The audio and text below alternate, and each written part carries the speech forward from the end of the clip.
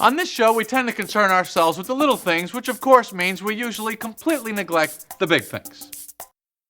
We should probably neglect the little things, too.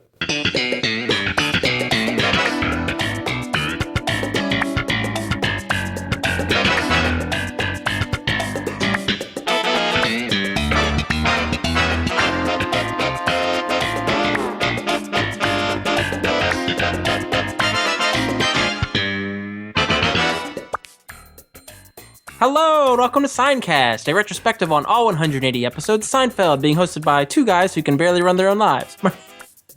My name is Vinnie. My name's Matt. Had to breathe there for a second.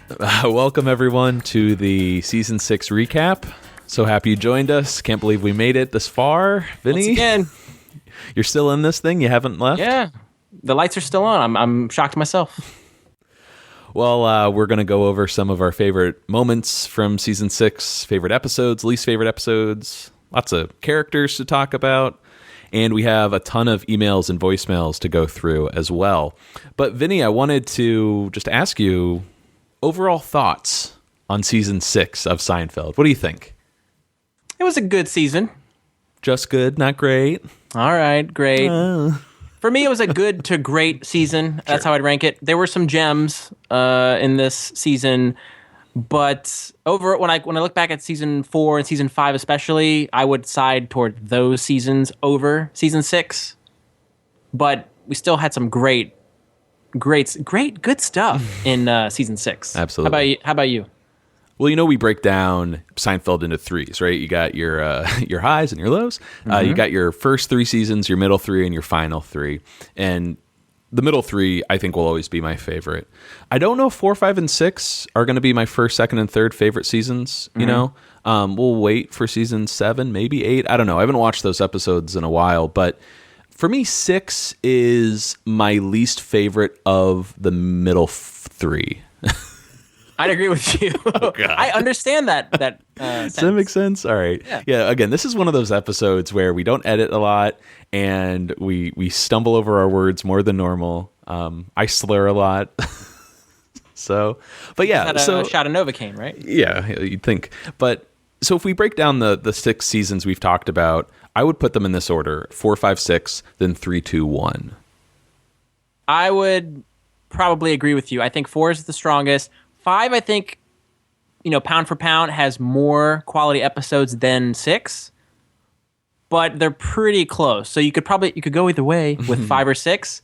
And then I think for the sake of 3 having more episodes than season 2, 3 has to win by quantity.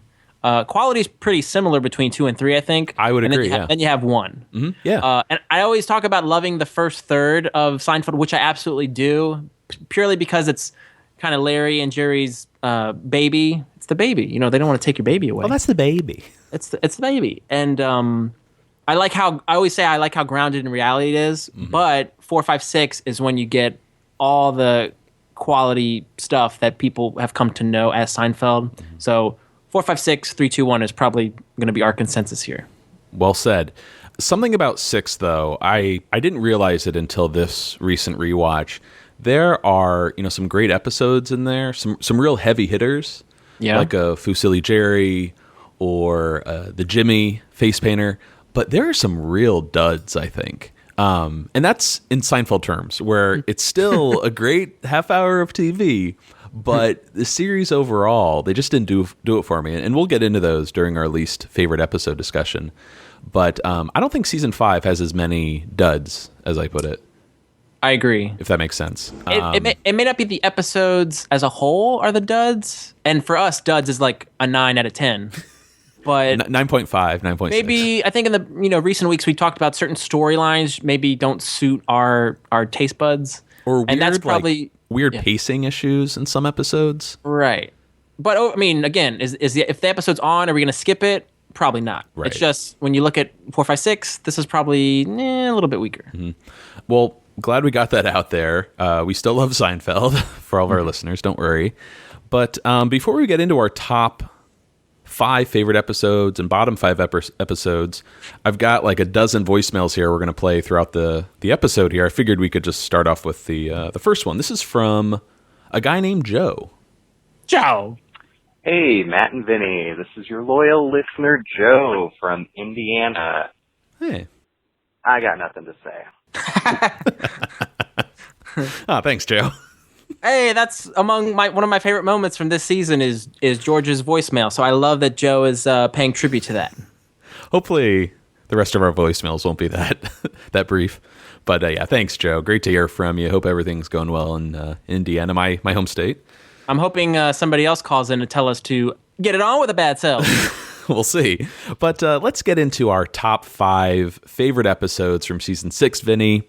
I'm sure this will come to no surprise from our listeners, since we probably raved about these episodes when we talked about them. But let's start with number 5. What is your number 5? My number 5 would be The Switch. Ah, The Switch. I think what I liked most about that episode was the whole menage a trois thing, and then we saw that kind of pay off in a later episode, so the connection there. But the Jerry and George trying to figure this out, the film noir aspect, them sitting at the table, George exploding. It's like discovering plutonium by accident. That, for me, is what made this such a wonderful episode.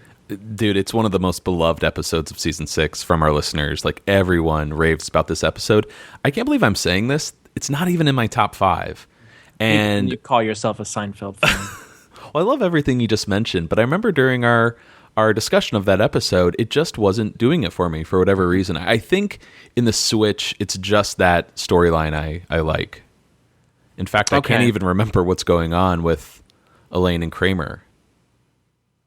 Oh, it's with Babs Kramer. So we find out Kramer's name? Yeah, that sounds right. I remember that really not doing it for me. So as much as I love that Switch storyline, it isn't one of my favorites just because the other stuff doesn't really support it. Nothing wrong with that? Hopefully not. I mean, I don't want to piss off our listeners. Again, this is a beloved episode. A lot of negativity we're putting out there to start this season 6 recap. Oh boy. What's your number 5, Matthew? Well, my number 5 is it's always been one of my favorites. I love my holiday-themed Seinfeld episodes, and I'm talking about The Big Race. Oh, the race! Duncan Meyer, Lois. That's the question, Jimmy. Love this episode.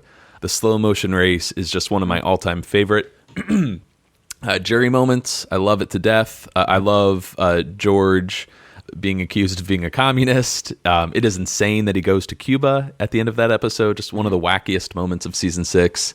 Love Kramer dressed up as Santa with Mickey as his elf. On Donna. This guy's a commie. Yeah, this guy's a commie. Where'd a nice kid like you learn a bad word like that? Love the stuff with Hop Sings, Ned Isakoff. That's right. You try to trick Hop Sing. It's just a fantastic episode. You know, everyone gets a great arc. One of my favorites. One of my favorite moments from that episode actually did not make my favorite moments for this recap, but the back and forth between Jerry and George at Monk's when they have this plan afoot to try and fool Duncan Meyer into Jerry, winning the big race legitimately, and they end up just wanting to go at each other. Is that a hole in your sneaker there? What is that, canvas? My driver's waiting. Yeah. That is one of my favorite moments in the series. And say no more. Yes, a fantastic moment. I agree. I think we talked about it during our 100th episode. That is one of my favorite George Jerry conversations. Just great stuff there. What about your number 4, Vinny? My 4th favorite episode is the Fusilli Jerry. Why Fusilli? Because he's silly. Very good. I love this episode so much, in fact, that I recently purchased a Fusilli Jerry for myself and for you. Oh, hey. Based on one of our listeners bringing this to our attention, Pesci Suta posted on our Facebook page that there is an Etsy account or Etsy page by Darcy E. Prevost, darcyeprevost.com, and she makes these molds of the Fusilli Jerry, and I've never seen a likeness more accurate or closer to what we saw in the show. And she's doing a giveaway in November, actually, this Darcy E. Prevost. But I couldn't wait till November, so I actually ordered one for you and myself. It is already in transit. It's in transit. So I'll be posting that as soon as we get them. That's awesome. I'm looking at the picture right now. They're great. They got the blue little stand. There's the microphone. See the microphone? See how you're singing? When did you put this together? In my spare time. I got to say, one of the best moments of this season is Frank Costanza bursting through that door and accusing Cosmo of stopping short with his wife, and then the 1,000,000-to-1 shot that ensues. Probably one of, if not the best moment of season 6. Oh my God. There's another meaning to that title too. Like, you have the Fusilli Jerry Seinfeld, but there's also like the Fusilli in Jerry Stiller. True. So 2 Jerrys, same first name. And the whole behind the scenes stuff that went on with Julia not being able to keep it together during that scene, laughing at every single take that Jerry Stiller did, her having to clench her nails into her hand just to keep from laughing.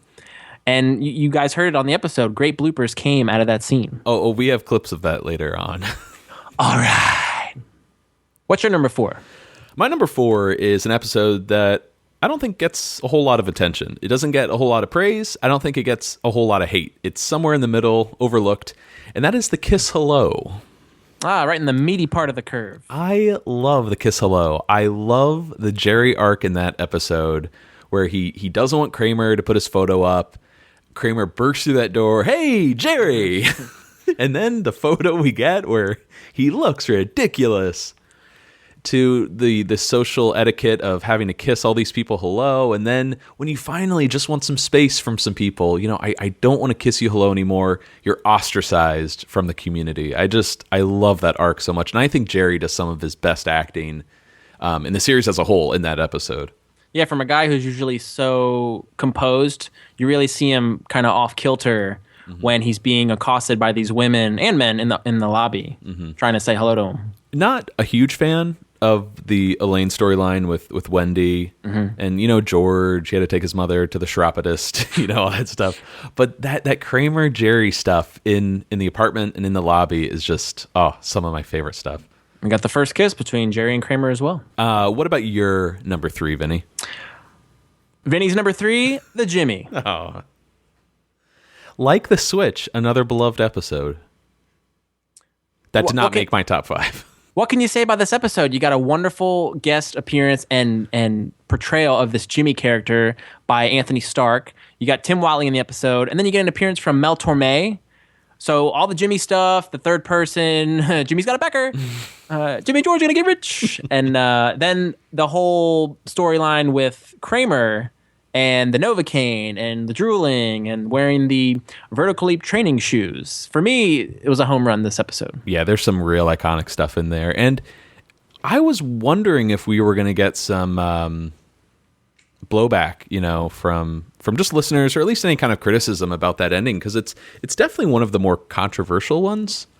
But yeah, we didn't really hear from that many listeners, saying that, they didn't care for it. But something we didn't talk about during that episode, Anthony Stark, who plays Jimmy, what a great name. I mean, he is Tony Stark, essentially. I wonder if he's ever...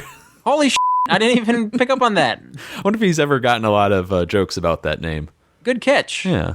He's the real Tony Stark. What you got for number 3? My number 3 is... anticlimactic, the Fusilli Jerry. Oh. Love this episode, man, for everything you said. I think it's one of the best of the season, obviously, but the series as a whole. Just a lot of great stuff in there. I don't need to say any more than that. What about your number 2? My number 2's got a fight about abortion, it's got Poppy, and it's got a pee-stained couch. I remember really adoring this episode when it came on because of the whole parallel between a pizza being in the oven, being equated to an unborn child, and how different sides of the equation. You can see where both parties are coming from. And we got to see Remy Santoni reprise his role as Poppy. And we also got a great guest appearance from the gentleman from JAG. I'm blanking on his name. Sure. But he played Carl, one of Elaine's best boyfriends, which we'll get to later on in the episode. But he was a great... He was attractive, we'll say that. Very, very striking, in the same vein in the putty mold.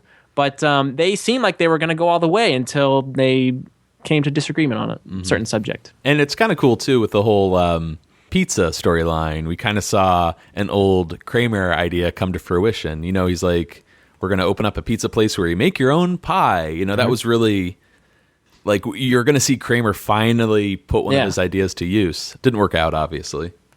What was the George storyline in that episode? He went to Joe Temple's to try and watch the movie for breakfast activities. Joe. Of course, one of my favorites. I love the Temples. Remy, I want you up here instantly. God almighty. Yeah, that's a great arc for everyone, really. You're number 2. My number 2, I'm very tempted to move this to my number 1 spot because I just love it so damn much. But no backsies. I have a feeling we're going to have the same number 1. My number 2 is... Think You're Better Than Me? The Doorman. The Doorman. Ah, yes. The uneducated doorman. I mean, just go back to our episode on the Doorman. I love Larry Miller. I love this character. I love that tension between him and Jerry in that episode. So damn good.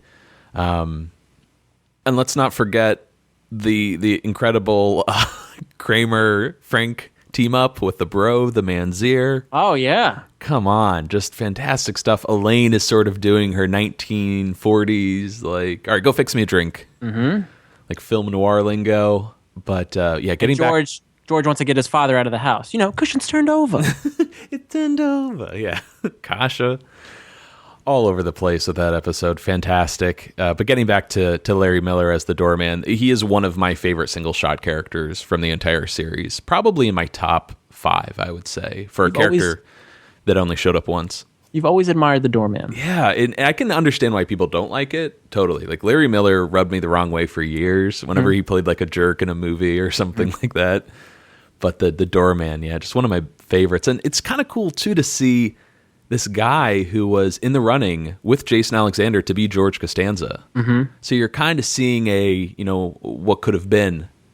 I think they made the right call with Jason, but... Oh, hell yeah. And, of course, Larry Miller and Jerry being really good friends, too, is really... Yeah, cool to see best friends playing adversaries, I'm sure they had a lot of fun with that. Absolutely. And, there was something I want to mention here. After we watch the episode, and this happens all the time, where we'll notice something after we record, and we'll be like, oh, we forgot to mention this.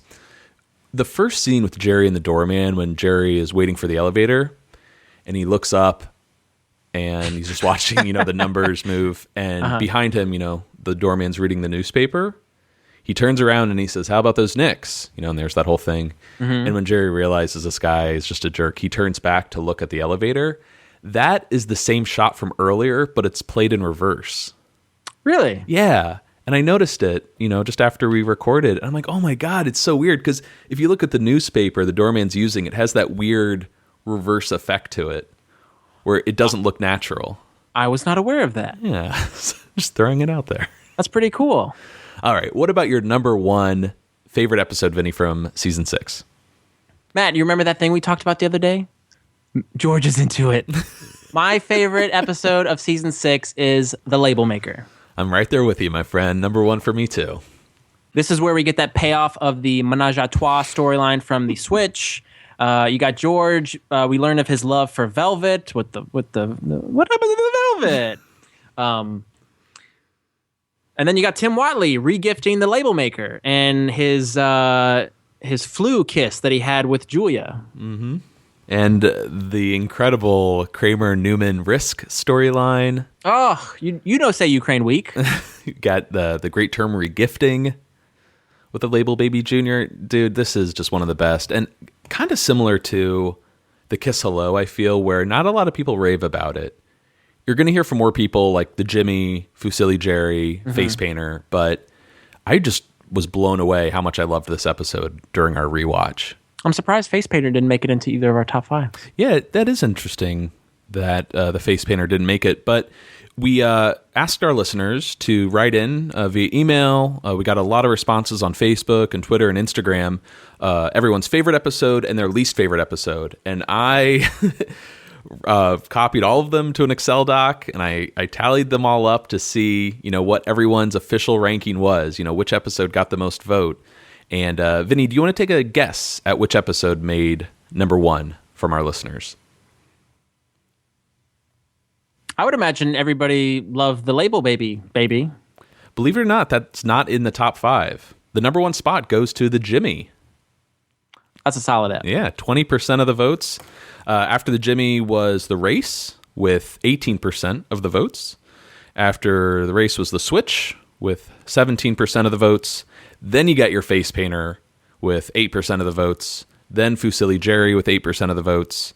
And then the rest were just a bunch of random episodes. Okay. So I got 3 out of 5. Yeah. And how many did I get? 1, 2. I only got 2. So there you go. You. Wermo muy simpatico. Well, Vinny, let's move on to our bottom 5 episodes. This is always fun to come up with. You know how much I hate this, right? Before we do that, let's play another voicemail. This is from a listener named Frank. Franco? Jerry, this is Frank Costanza. Mr. Steinbrenner is here. George is dead. Call me back. Awesome. Again with the voicemails. Are we going to get a serious voicemail from anyone? He kind of appropriately named Frank. I don't know if that's Frank. Oh, okay. Well, we're going to call him Frank for the sake of argument. He had that flat New York thing down. Well done. Yes. Okay. I think we'll get some serious voicemails later in the show. But I don't want serious ones. Keep these coming. Vinny, what about our bottom 5 episodes? These are the episodes we don't necessarily hate, like The Old Man. These are just episodes that didn't really do it for us. We would rank these at the bottom for season 6. What's your number 5? This is because Matt has a gun to my head. My number 5, I'm going with The Pledge Drive. The Pledge Drive. Okay. Nothing I don't particularly dislike about this show, this episode. I like, we get Uncle Leo. We get Jerry's Nana. Oh, dear. I think I deserve an explanation. Oh, Noreen, are you crying? This is Dan. Oh, what? Who, by the way, showed up on Madam Secretary. A lot of people wrote in to say that actor was on Madam Secretary. Oh, okay, cool. Low voice, though. Okay. I'm sorry, deep voice. He's a baritone now, right? Yeah. Just looking at the list of episodes we had from season 6, I had to pick one, so the Pledge Drive made the cut. Yeah, that's sort of what this list turns into. Like, which ones just didn't do it for me. My number 5 is The Chaperone. Yeah, I wasn't a fan of that character, Karen, Miss Rhode Island. She was very, what are we going to do? You know, what I've never sung in my life. I don't know. There were nice moments that episode, but again, it wasn't a strong start to season 6, and I could take it or leave it. I left it. That's what's incredible about Seinfeld. Even the episodes, we don't care for, always have some nice moments to it that we love to quote. That's why it's the best show of all time. What about your number 4? My number 4 is the Scofflaw. I wonder if our top 5 is going to be pretty similar. Yeah, I like the cop. Which one was that? Mr. Kramer. Oh, yeah. Because of you. But it was a weird episode. Kramer's wearing a leather jacket. He's got the eye patch. The whole Newman being the white whale. It was cute, but yeah, it just didn't. That whole sequence of episodes with the beard and then the highlights and then the scofflaw. That yes. it takes away from the season for me. Yeah, there's something about those middle episodes. I know exactly what you're talking about. It's sort of like they put more energy towards the first third and the final third of the season. And I'll also never forget that moment when Officer Morgan is writing the ticket. And he's like, the white whale. And then it cuts away. It cuts back and Newman's in the car, just all of a sudden. How'd he do that? He had to get in there. Your number 4, Matthew. My number 4 is the finale to season 6, The Understudy, which... Yeah, you didn't like that one. Just talked about. I am not a fan of, not a huge fan, and I couldn't really put my finger on it. I was sick when we recorded, and I thought that maybe we were being a little too harsh on Bette Midler, talking about how difficult she was to work with, behind the scenes and whatnot, and just her cameo felt very, again, sitcom-y. Mm-hmm. I do love the softball stuff, shooting on location and whatnot, but yeah, just a pretty disappointing finale to an overall good season. I gotta disagree with you. I thought The Understudy was a strong episode. I love the softball stuff as well, but of all the people to have guest star and play this lead role in the Rochelle the musical, they went with Bette Midler. I don't know how big Bette Midler was at the time, because Beaches was a movie from 89 or 90 or something. 88, yeah. 88. So it was, I don't know, I thought she was a perfect choice to have in there as a who's who of Broadway. Mm-hmm. It's kind of like Jon Voight and Liam Neeson with the LeBaron. That's the genius of it, is getting Bette Midler to be in this episode. But I thought it was a great all-around episode. And remember, what's her name? Janice Graham? Janice Graham? Janice strolling out. Dude, all right, so you mentioned in that episode how we cracked up once, right? We kept watching that over and over. After we recorded, I went to the clip, and I didn't find it funny at all. Like, Are you serious? What did we find so funny about that?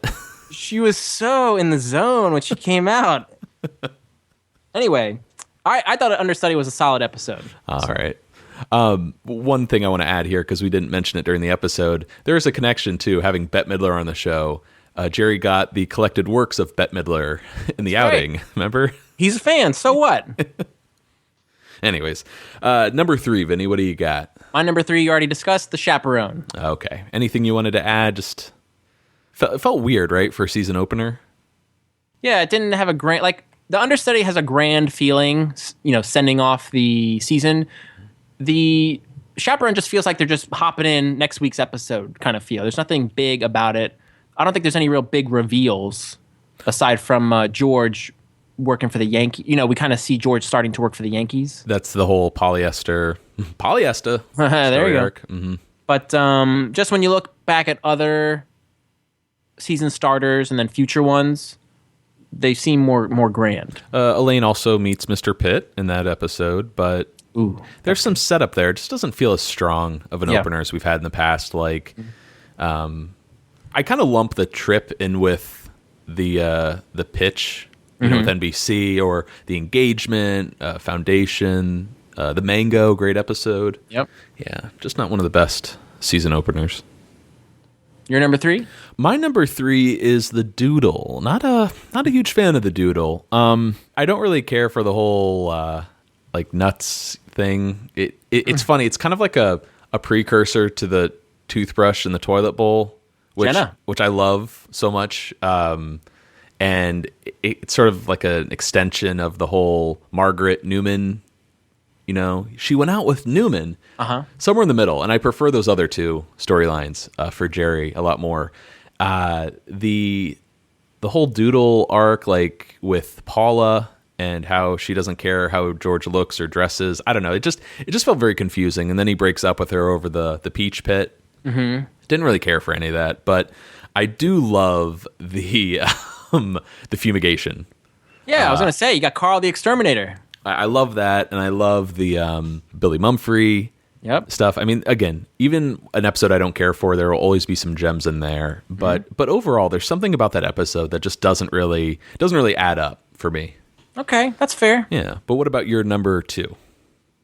My number 2 deals with Earl Hafler and the Diplomats Club.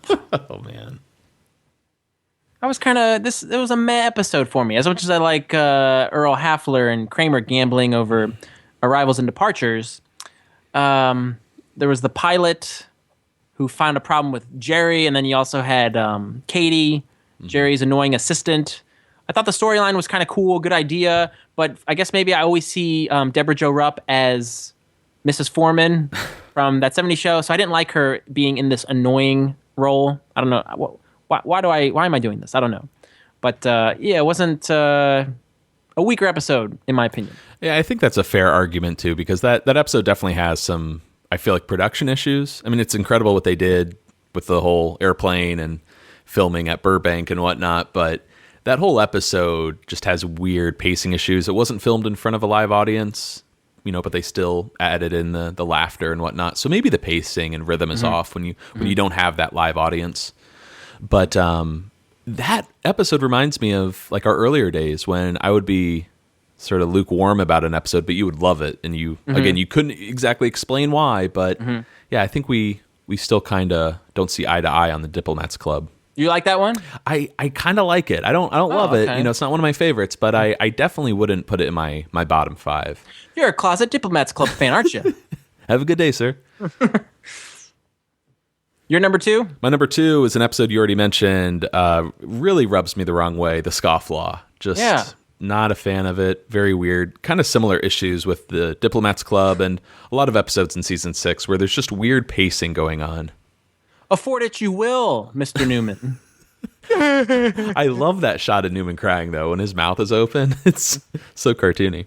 All right, let's move on to our number one. I'm hoping it's the same episode. Let's see. Well, it might be semantics here, but my number one could also be a two-parter, a two-bagger, the highlights of 100. Oh, you're counting that? Oh, Yeah, man. it's an episode, and I don't care for it. Oh, come on. I didn't know we were counting that episode. You've always hated the highlights, or any clip show for that matter. Yeah, I've already seen the episodes. I know them. I love them. I could recite to you each clip from the clip show. Mm-hmm. Give me something new. Give me something I can use. Thank you. There it is. Yeah, I never understood your dislike of the clip show. I'll take the clip show over any episode in my bottom 5. Disagree. Okay, so once again, you will never listen to a band's like greatest hits. That's different. Oh, okay.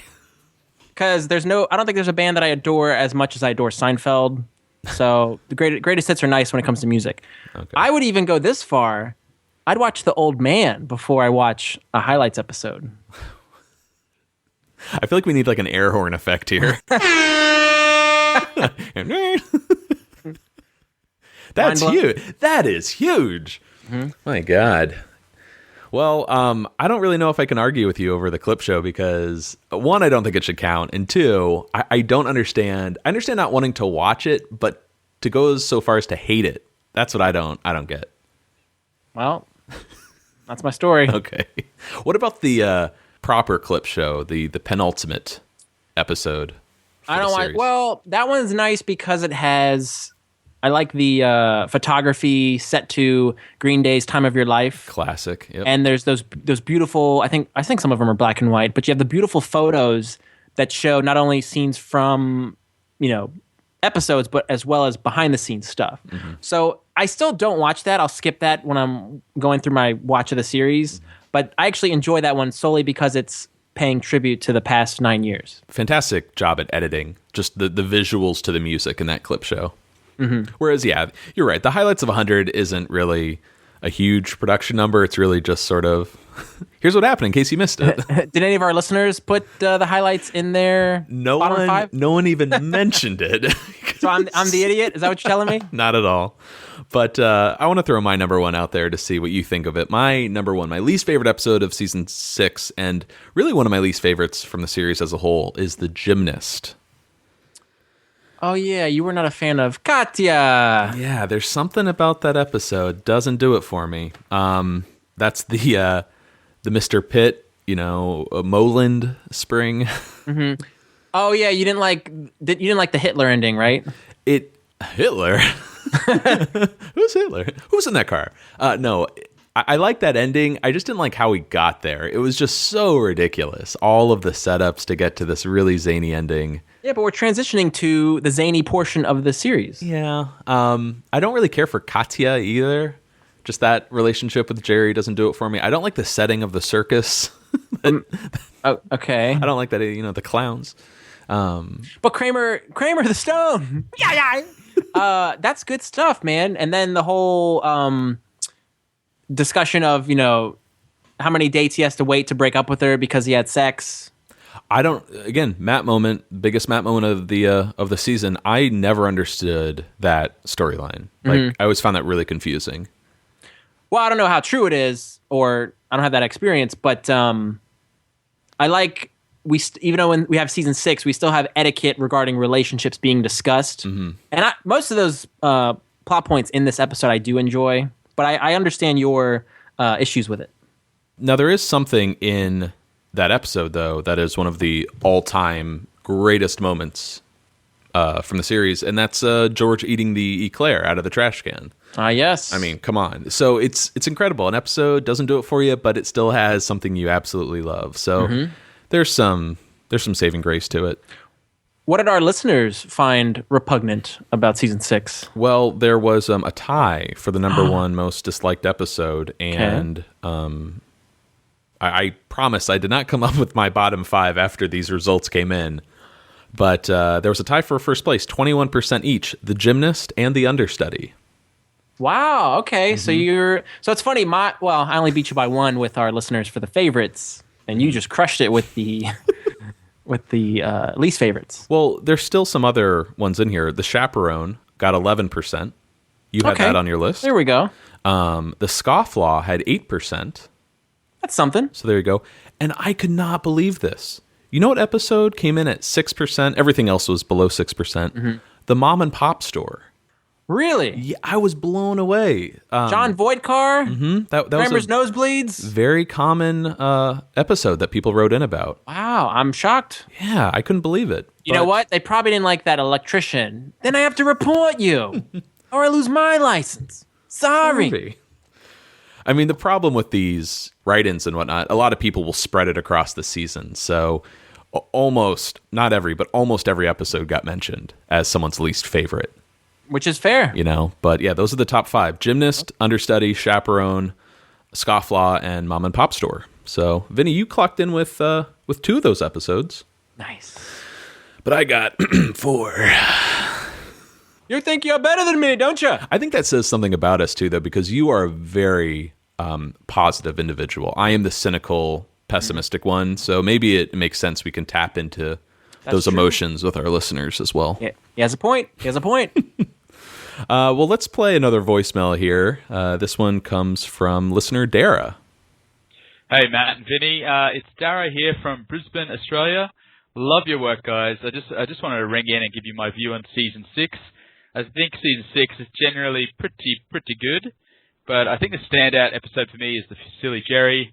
I love it for all the same reasons that you guys do. It's got really solid storylines for all 4 characters, but it's really Jerry Stiller. He's so superb as Frank in this episode, and I crack up every time I see it. Particularly the bit where Kramer parks at the hospital in his ass-man car. Oh, I totally forgot about that. It's a 1-1 shot, Duck. My least favorite episode is probably the Jimmy, and it's not that it's really that terrible. I just find the Jimmy character really annoying. Season 6 has some of the best secondary characters, and while Putty and Banyo are just really funny, I think Mr. Pitt is my favorite. Anyway, guys, keep up the great work. You're really great. You're just really great. Thank you. That was a roller coaster of a voicemail. When Dara said that his favorite episode was the Fusilli Jerry, I'm like, all right, I want to be friends with this guy. Similar interests. He loved the Frank Stiller bit. Jerry Stiller. Whatever. I'm sleepy. But then he goes off on the Jimmy, so this guy's not my kind of guy anymore. Oh, get out of here. Then We he love you, totally Dara. redeemed himself with, what was the third thing he said? Oh, the Kramer ass man. Oh, yes, we totally forgot about that. And then finally, his Toby impression. If you want, the quickest way to our hearts, I think, is to share a deep affinity for Toby. So I'm back on the Dara bandwagon. Yeah, that is shocking, I think, to list the Jimmy as your least favorite episode. But I love getting that kind of answer from someone because it goes against the grain. You know, it's something to talk about. It's true. There are sometimes certain elements or characters to a beloved episode that really rub you the wrong way. That's totally fair for him to have those feelings. Because, like, look at us. We really don't care for the old man. People think we're nuts for putting that in our list. As well as we love Toby. And a lot of people found her really irritating. Mm-hmm. So it's really interesting how, depending on who you talk to, someone's up, someone's down. Yes. Thanks a lot for calling in, Dara. I love hearing from our Australian listeners. Mm-hmm. Outside of America, I don't know if we have more listeners in Canada or Australia. They're really neck and neck. It's incredible. So. That's why they send all their prisoners, okay, to Australia. What reference is that? From The Good Samaritan. Kramer says, people who hit a parked car and then drive off without leaving a note, they should be sent to Australia. Yeah, that's where England used to send their convicts. But not anymore. No. Okay. All right, never mind. That is a forgettable episode, unfortunately. Oh, forget you. Dara did mention how good the secondary characters are in Season 6.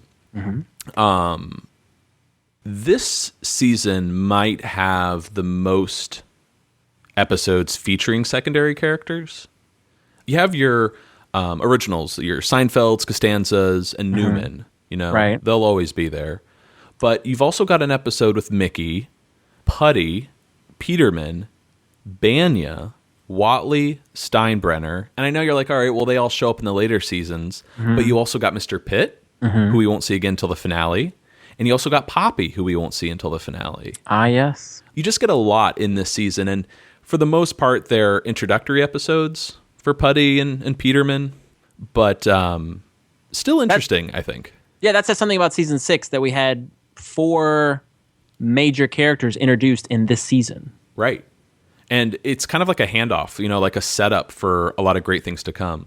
Yeah. Well, hey, even Putty we won't see till season 9, so he's not really around in 7 or 8. Which is crazy. But having said that, I did ask our listeners online of the 4 biggest secondary characters: Banya, Peterman, Putty, and Whatley. 4 characters who are all introduced in season 6. Of those 4, which one do you think was the strongest in season 6? And which one is your favorite from the series as a whole? That's toughy. Yeah. As much as I love Bryan Cranston and his portrayal of Whatley, and I love Patrick Warburton as Putty, I gotta go Kenny Banya, Steve Heitner. I'm the same way for season 6, right? Yeah, he I think he might have had the least amount of episodes that he appeared in among those 4. I don't know the numbers. He's in 2 episodes. Mm-hmm. But he really played foil to kind of Jerry. He really got under Jerry's skin, and the character of Banya, I feel like he already had that worked out, of being this hack comic who's always happy, bit of a cornball, riding Jerry's coattails. Like, all the elements of his character are already in place. They don't change when you see him in later episodes. And in fact, they only bring him back for like little bit parts, like when he wants a cut in the Soup Nazi.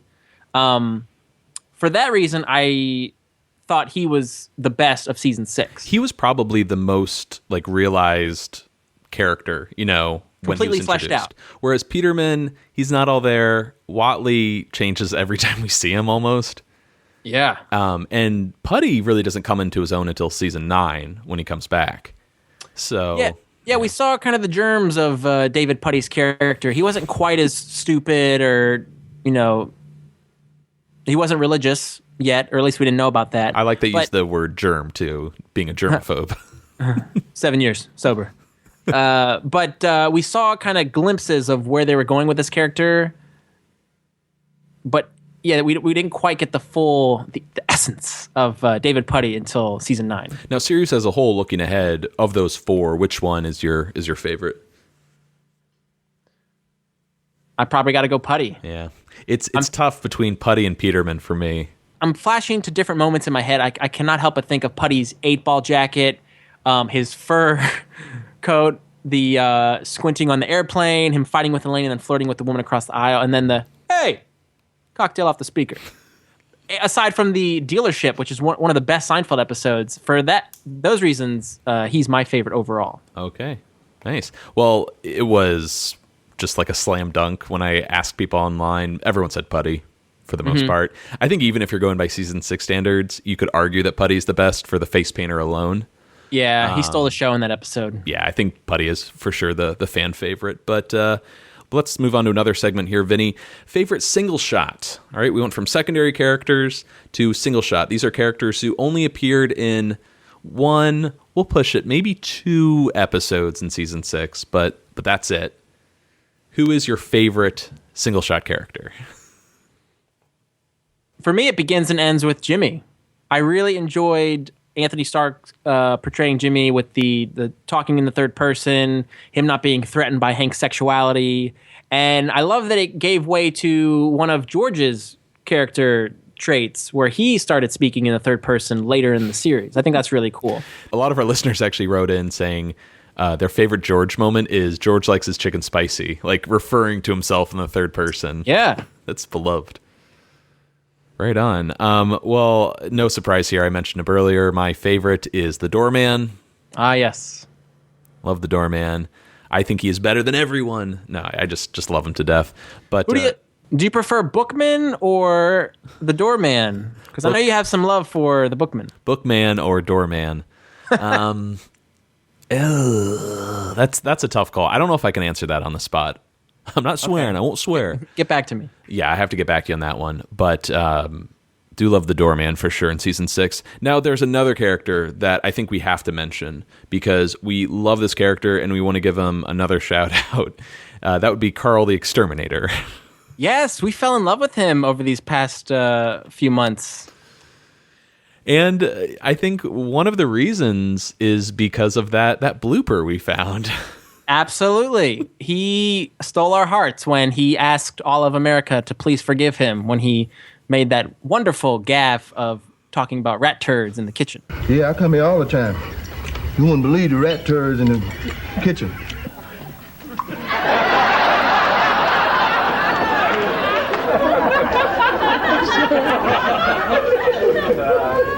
Please forgive me. I'm saying it at work to people when I make a mistake. Please forgive me.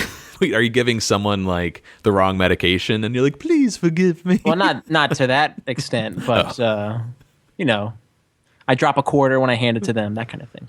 Trying to save a quarter. Well, right on. Shout out to Jimmy, Doorman, and Carl the Exterminator. Oh God, I also want to mention Remy, the Temples. I just love the Temples. Oh yeah, we adore Joe Temple too. But Vinny, let's move on to another segment here. Favorite Larry David cameo.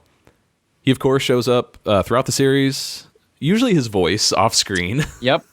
And we were talking about this before we recorded. Are we talking about our favorite on screen Larry David cameo or voice cameo? Well, we have I think we have his most prominent on-screen appearance where he plays Frank Costanza's lawyer. But he's going to appear later in the series as one of those guys who works in the kiosks where they sell newspapers. You know, He doesn't accept bills with lipstick on the president. But this season, we got a lot of Larry David, voice appearances as Steinbrenner, and then as little bits yelling out, "Oh my God, Beth's hurt!"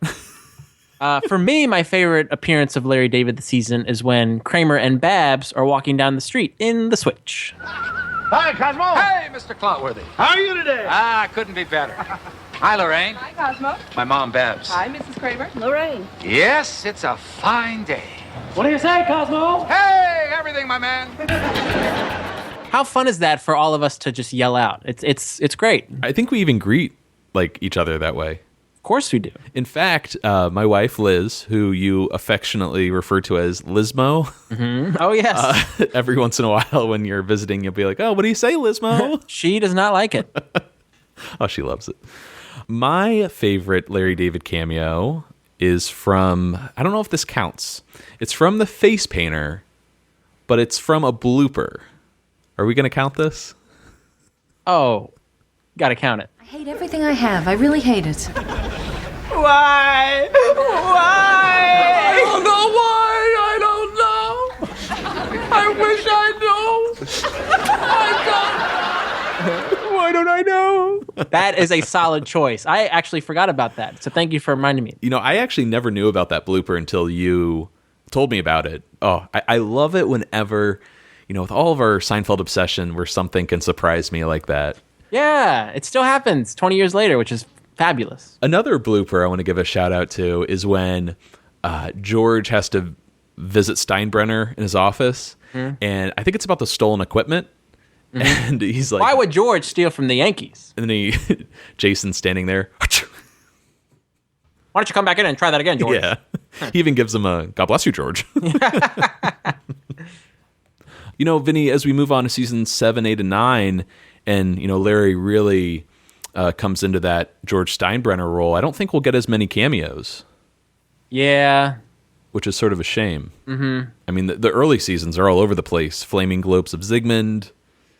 He ordered the kosher meal 2 weeks ago. He forgot. What did she say? What did she say? Oh, boy. Well, another segment we have here is our favorite guest star of the season. A lot of guest stars. Seinfeld getting more and more popular. They're going to bring in bigger names. We don't really have to rank these, but I listed the obvious ones. Mel Torme, Bette Midler.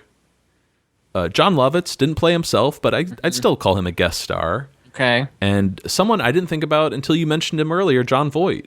That's who I was going to go with. Yeah. For appearing as himself, but playing a psychotic for biting a man who accosted him while getting in and out of a cab. I like that he had a really good sense of humor about appearing in the show.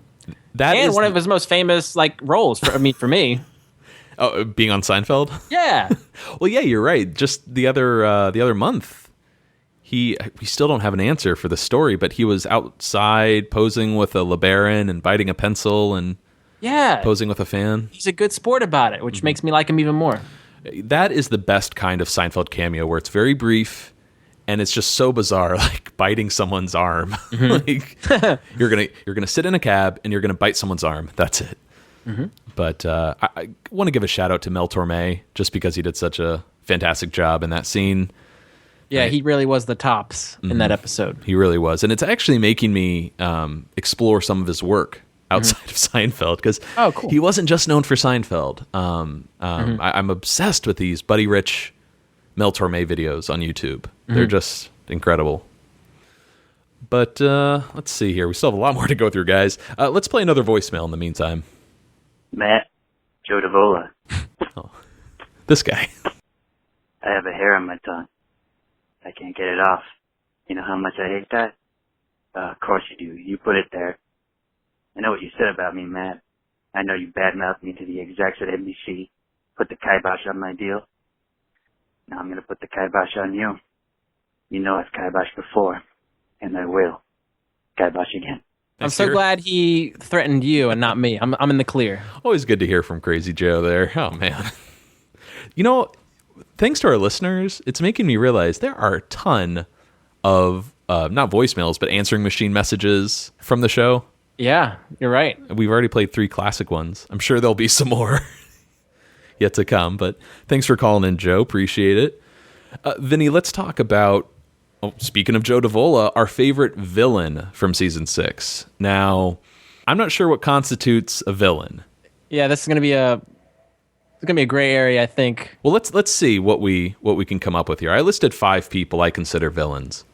How many do you have? I only had 1. Only 1. Okay, well, why don't you give yours, and then I'll go through my 5. Who do you got? And I got to put the caveat in that this guy is probably not really a villain. He's perceived as a villain, but then you find out that he's actually a stand-up guy. Okay, who do you got? This guy is actor F.J. Rio, who appears as the street tough from The Pledge Drive. Looking for something, lady? Isn't the chemical bank on this block? The bank. It burned. It's gone. Oh, dear. You know what you want to do is go down to 49th Street. That's the main customer service branch. Ask for Mr. Fleming. He'll help you. I rewatched this episode a couple days ago, and I laughed so heartily when I saw this guy come from beyond the shadows to intimidate Nana.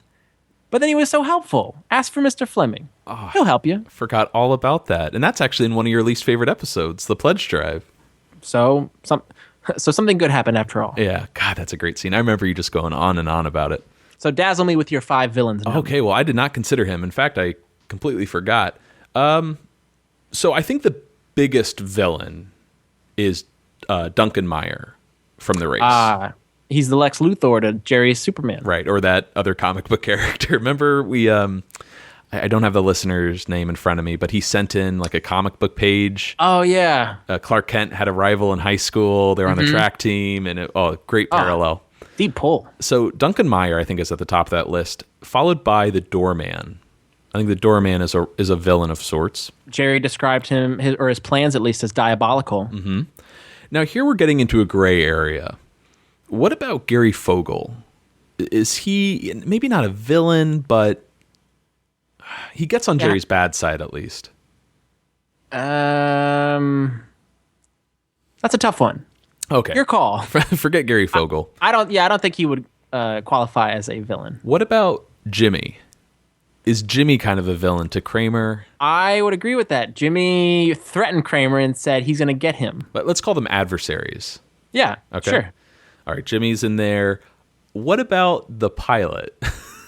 Oh, yeah, he's a villain. Okay, because I always considered the pilot to be someone who didn't like Jerry, from the stand-up to kicking him off his flight to this day. I still think he's spying on Jerry at the end of the Diplomats Club. See, I feel like the pilot is a villain, but unbeknownst to him. He has no idea that he's a villain. He's just, every time he sees Jerry, he's just puzzled by, why is this guy freaking out every time I look at him? And let's not forget the obvious one, Kenny Banya.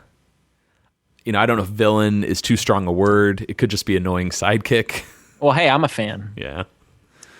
And then another pawn, if you will, would be Miss Landis's Landis' assistant. Ah, you know what? I'd even argue Jocelyn Landis is somewhat of a villain, just because she gave Elaine such a hard time. Yeah, didn't really care for her. Yeah, good picks there. I like that. Well, let's talk about our favorite girlfriends and boyfriends on Seinfeld, Vinny. This is one of my favorite segments during our season recaps because we get to talk about a whole variety of characters that are usually overlooked, you know?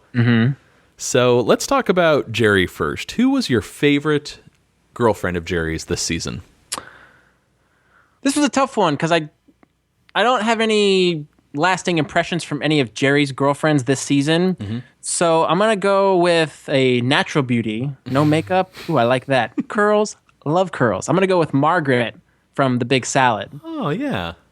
Not only is she quite striking as a natural beauty, but I love that the perfect plot device. I think we talked about it during the episode, but she previously dated Newman, and once Jerry found out that piece of information, it drove him crazy, so much to the point that he could not find it himself to kiss this woman, and it resulted in ruining that relationship.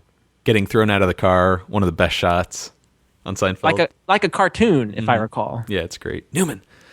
Nice pick. I like that. That's definitely unexpected because, you know, there's different like camps of girlfriends or boyfriends. You have the memorable silly ones. You have the ones that seem perfect for the character. And then you have ones that, you know, you're biased. You just find that woman or man very attractive. You know what I mean?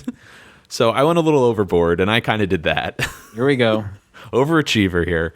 My favorite girlfriend for the like comedic purposes, and I think the best one from the series or the season as a whole is the woman, the Chinese woman from Long Island. Donna Chang? Donna Chang. I think she's fantastic. I love the whole Changstein arc.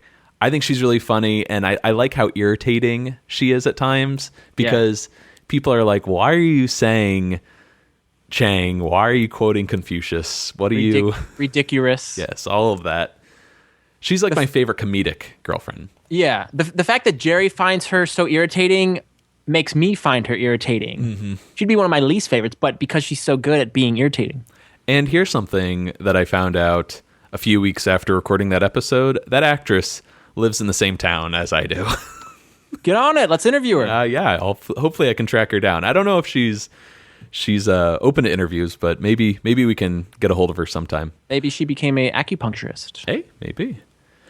My favorite like Jerry girlfriend that I thought would be really perfect for him was Lois from The Race. Oh yeah, his dream is to be able to have a girlfriend named Lois. Finally. And they both have like that dark hair. It just I don't know, they complement each other really well. It's a very unique look that actress had that played Lois. I really should have their names in front of me. I feel bad. Also, my favorite girlfriend from like an attraction level is Sergeant Tierney. Ah, yes. From the Beard episode. The Beard. Always found her very attractive. Yeah, she was a good looking gal. But you want to talk about George, your favorite George girlfriend? Georgie Borgie. My favorite girlfriend for Mr. Costanza is Ada, the secretary. I didn't even think about her. She's great. The circumstances under which she came to be hired because George went for total efficiency. He didn't go the tomato route, which we learned about what that meant. I absolutely loved how he became so attracted to her skills as a secretary that he found it irresistible. And it led to them embracing so amorously behind his desk. I'm giving you a raise. It was body talk. Remember any body things? Yeah, that was Vicki Lewis, right? Vicki Lewis is Ada. Just fantastic. Well, my favorite George girlfriend does not compare to Ada at all. I just like her delivery with certain bits of dialogue. This is Nancy Klopper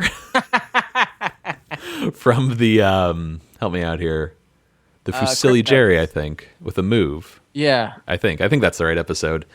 No, that's not that one. Oh, wait. Yeah, it is. Okay. Sorry. She's the one that tells George that his move feels like aliens poking at my body. Marla Sucarezza plays Nancy. but the name itself, they're walking down the street. Nancy Klopper? Yes. It's such a great name. Mm-hmm. I like that a lot. And my favorite George girlfriend of all time, I think, is still Karen from the Risotto Broad. And yes. There's elements of Nancy Klopper in Karen. I think that's another reason why I like her. Very similar situation where she just detests George. Well, yeah, and they're in bed together. George pleasuring her, not going so well. I would love to have seen George in an alternate universe marry Karen.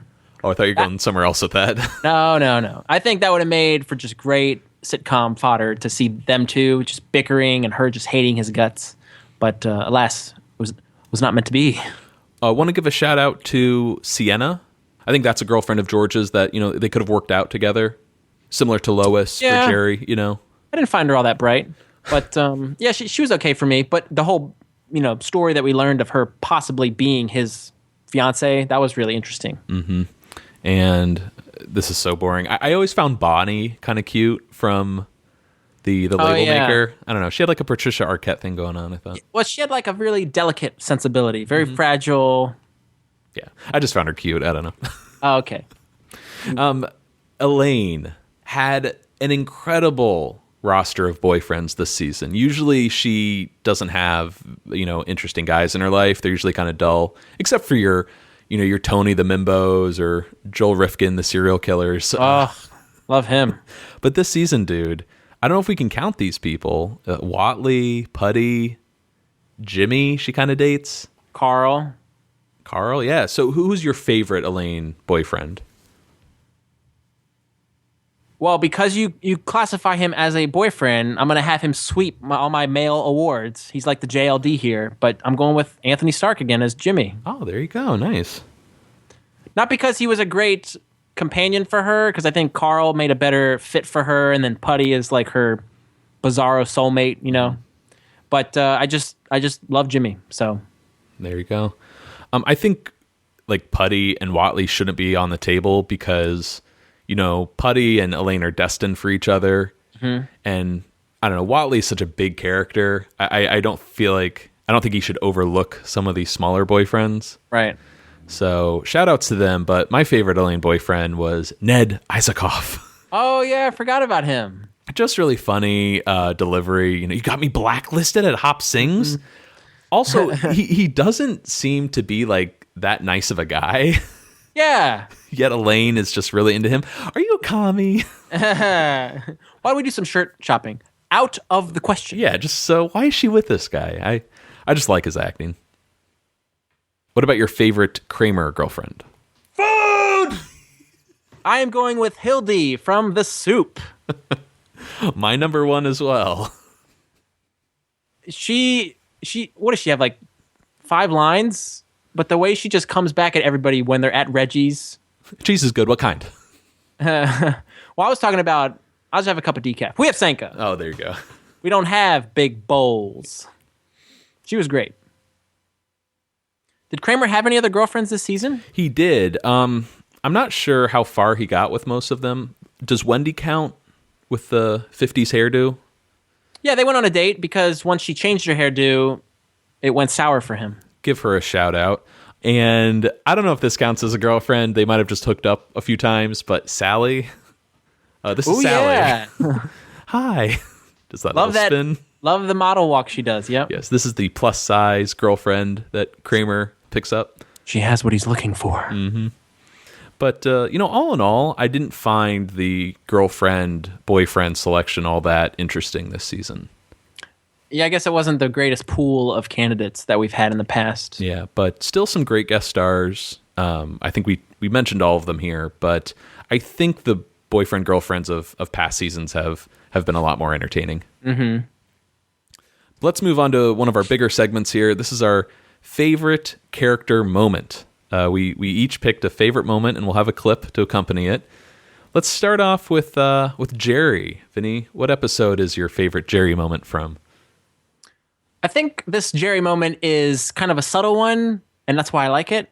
But you're all going to remember it, and it's from The Couch. Well, all I know is he doesn't like games, and he doesn't play games. He has too much character and integrity. Uh-huh. And what is his stand on abortion?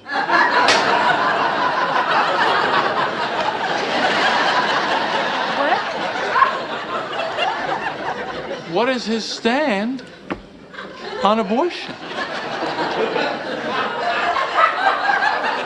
Well, I'm sure he's pro-choice. How do you know? Because well, he's just so good looking. Well, you should probably ask, because if he's going to be coming over with those Pequino's pizzas, could be trouble. I don't know how you get your voice to say trouble, but only that delivery could come out of Jerry Seinfeld's mouth. So hence my favorite moment from season 6. Nice. This is a cool segment because you can sometimes pick the big classic moments, or it can be little subtle stuff. And I tend to lean towards the subtle. Mm-hmm. I like just the nuances and stuff you can quote, but it's like a little bit of a deep pull. And what's funny too is there's like maybe 300 great Jerry moments in the entire season. God, maybe in one episode, who knows?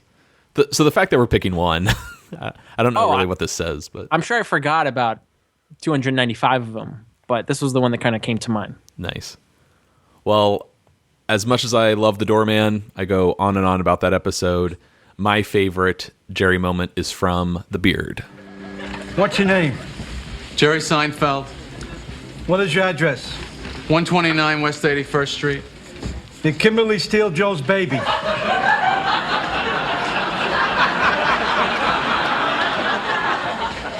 I don't know.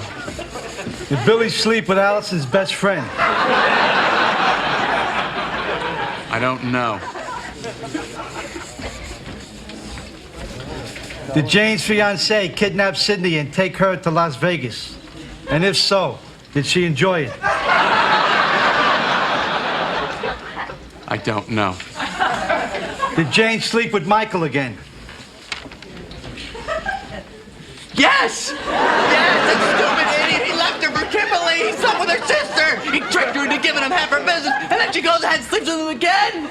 I mean, she's crazy! How could she do something like that? I mean, that Jane, oh, she just makes me so mad! I love his acting in this scene. I love that facial expression. You know, he bares those teeth. You know, he can't hold it back anymore, and then he just explodes. Yeah, and the fact that he explodes by admitting to the fact that he knows so much about Melrose Place and just storms out. And it's so stupid, and he pulls all of the wires and attachments off so well. It just all comes off together, and he throws it. Really well done. It's such a fluid, very, very well done. What about your favorite George moment? My favorite George moment actually kind of blends in with Jerry because it's their back and forth. But it comes from George explaining to Jerry how they're going to pull off the switch. A few days go by, and a call is placed at a time when Sandy is known to be busy at work. Once the initial awkwardness is relieved with a little playful humor, which she, of course, cannot resist, an invitation to a friendly dinner is proffered. Well, it all sounds pretty good. There's only one flaw in it. They're roommates. She'd have to go out with me behind Sandy's back. She's not going to do that. You disappoint me, my friend. Sandy wants nothing to do with you. She tells Laura, if you want to waste your time with that pervert, that's your problem. It's a perfect plan. So inspired, so devious, yet so simple. This is what I do. The fact that George is selling Jerry on this plan they've hatched, and you see these what do they call it? Well, it's sort of like a vision of the plan Exactly. in action, yeah. I can't formulate the thoughts, but you heard the clip. George coming up with this plan, because he is the genius here, and kind of seeing it come to fruition. My favorite moment for George from season 6. And great payoff at the end where he's like, "You're not going to do it? What do you mean you're not going to do it?" Yeah. And then again, we revisit it with Bonnie and what's his name? Scott. Really? Great moment. Well, my favorite George moment, no big surprise here, comes from the couch.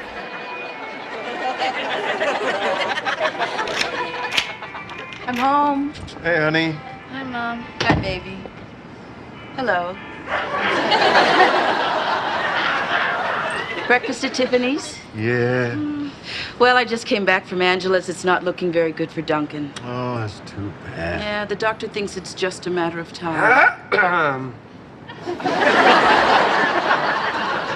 Joe, would you?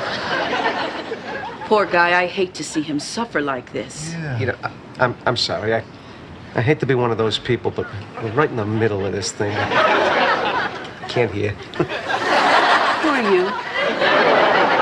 This is George Costanza. It's just very hard to follow with all the talking. I'll pause it, okay? Any more grape juice? So who is this guy? He's in some book club. And what's he doing here? Cheating on his test. So, we watching the movie or we still talking? Okay, come on, let's go. What? Come on, you took my seat. It's not your seat. I was sitting there, come on. You didn't save it.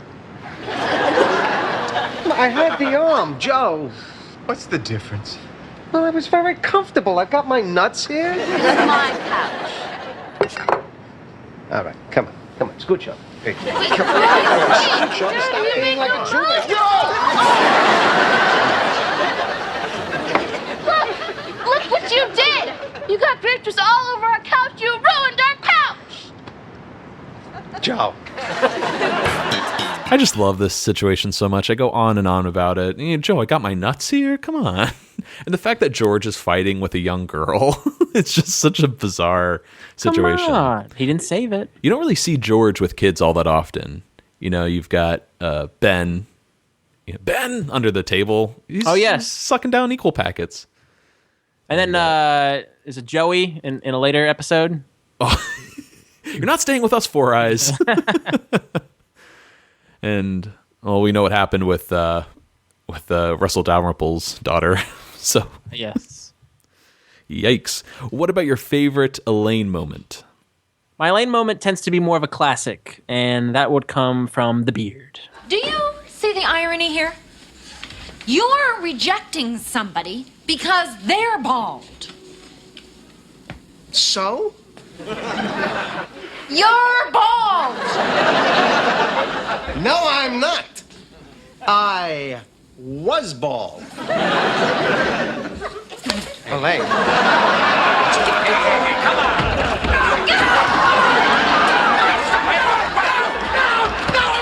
I don't like this thing! And here's what I'm doing with it! I don't know how efficient we're being with our time here, Vinny. Running pretty long, but that is my favorite moment as well. Oh, fantastic. Yeah, nice work. Elaine's hatred that she had of George in this toupee, and it all came to a head when she went for it, and then they had that big struggle with culminating with her throwing it out the window. Best moment of the season for me. What about your favorite Kramer moment? This is a tough one for Kramer because he did have some really good moments this season, but mine's more of a subtle one because it's all attitude from the Fusilli Jerry. There you go, buddy. What is it? It's Fusilli Jerry. It's made from fusilli pasta. See the microphone? When did you do this? On my spare time. I'm working on one of you, George. I'm using ravioli. See, the hard part is to find a pasta that captures the individual. Yeah. Why Fusilli? Because you're silly. Get it? Yeah. Well, thank you very much. This moment is so burned in my brain. He's coming in with that electric blue shirt, and he's holding the Fusilli Jerry, and he's just showing. He's explaining why he made this. When did you make it? In my spare time.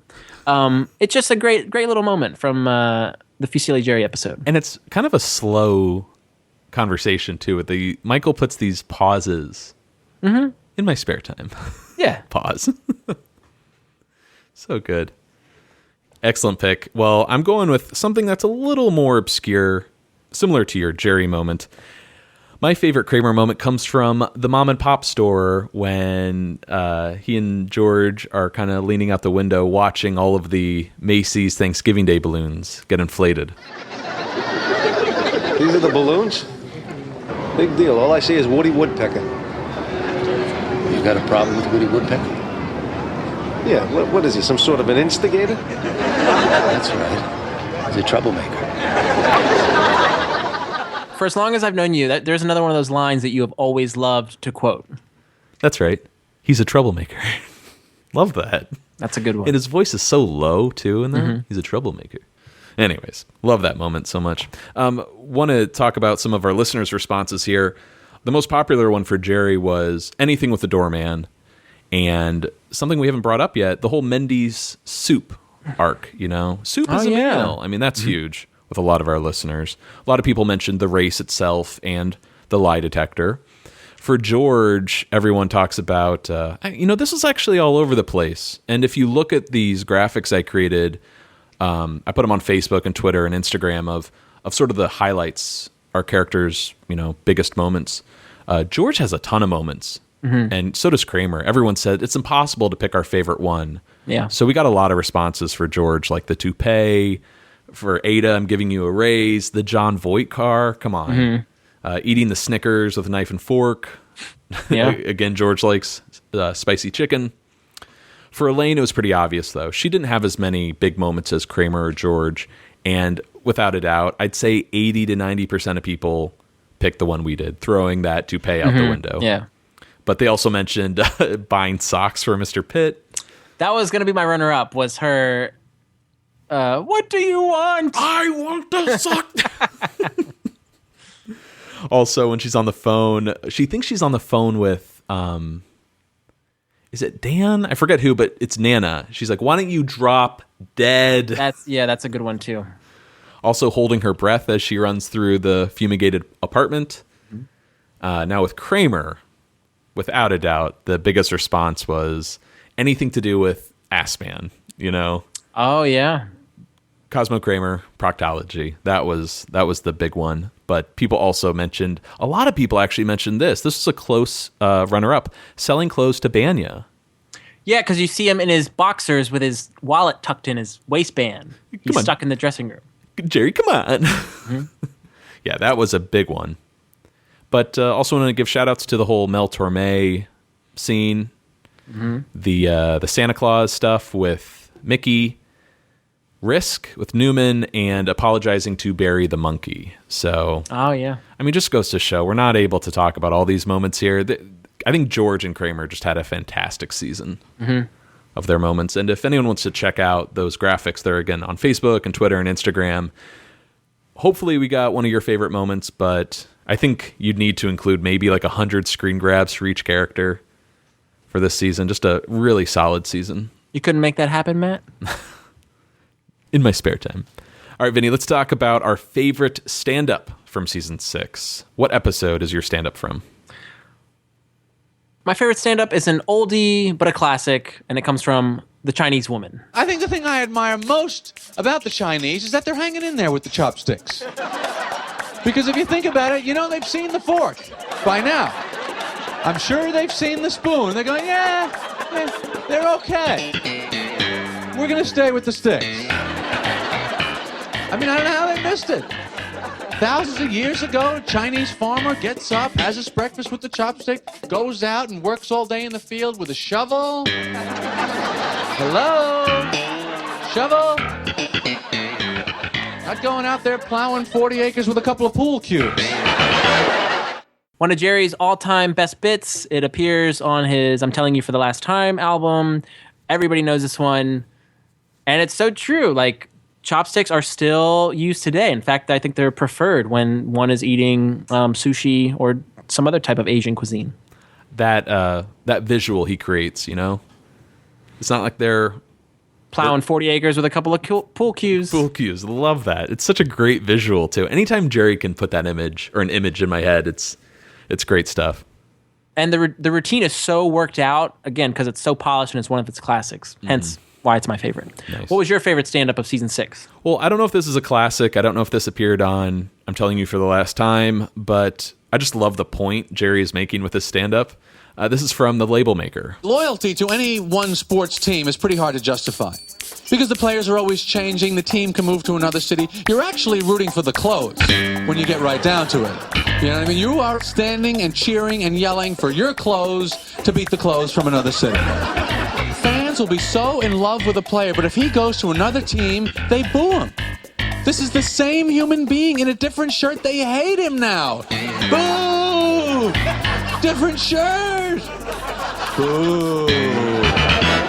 Different shirt. Boo. I just love that point that really you're not cheering for the player, you're just cheering for the shirt. And it really is so true. This is a Toby moment, you know? So true, so true. And this is something I'll use in real life, you know, whenever I'm trying to, I don't know, sound somewhat witty. You gotta love sports. It's fun to go through all of the episodes and look at the stand-up to see which ones stand out, because there's some solid ones in there. But yeah, those are our favorite ones. And we won't be able to do this segment next season, so... oh, no, actually, next season will be the last season. Oh, we do have some? Yeah, we have stand-up in 7, I think. Okay. When Larry left, that's when Jerry decided just to do the cold opens. Because I was going to say, stock up, buddy boy, but I guess I can't now. Let's move on to our final little segment here. This is called our favorite blooper from season 6. I don't think we can play clips for all of them, but which one is your favorite? My favorite blooper comes from one of my favorite episodes of this season, and it's all because of Jerry Stiller and that blood-curdling scream of his. 1,000,000-to-1 shot, Doc. This is from Fusilli Jerry this is when he comes into the apartment to confront Kramer? Yes. It's my old move. I used it on Estelle 40 years ago. I told all my friends about it. Everybody knows. I stopped short. I'm sorry. Jerry, I'm Sorry, babe. sorry. No. Really? Stopping short. That's a good move. You're not kidding. It's a good move. Hey, Frank. Don't give me, hey, Frank. I know what you did. How dare you stop short with my wife? Come on, Frank, relax. I don't even know what you're talking about. Think I don't know? Ashman! To think I almost split the profits on the man's ear with you. To think I almost split the profits on the man's ear with you. Bro. Man's ear! Bro! Man's ear, you... Awa! Awa! Awa! Whoa, awa!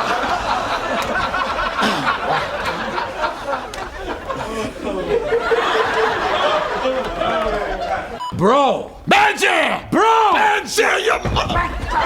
Ah! Ooh!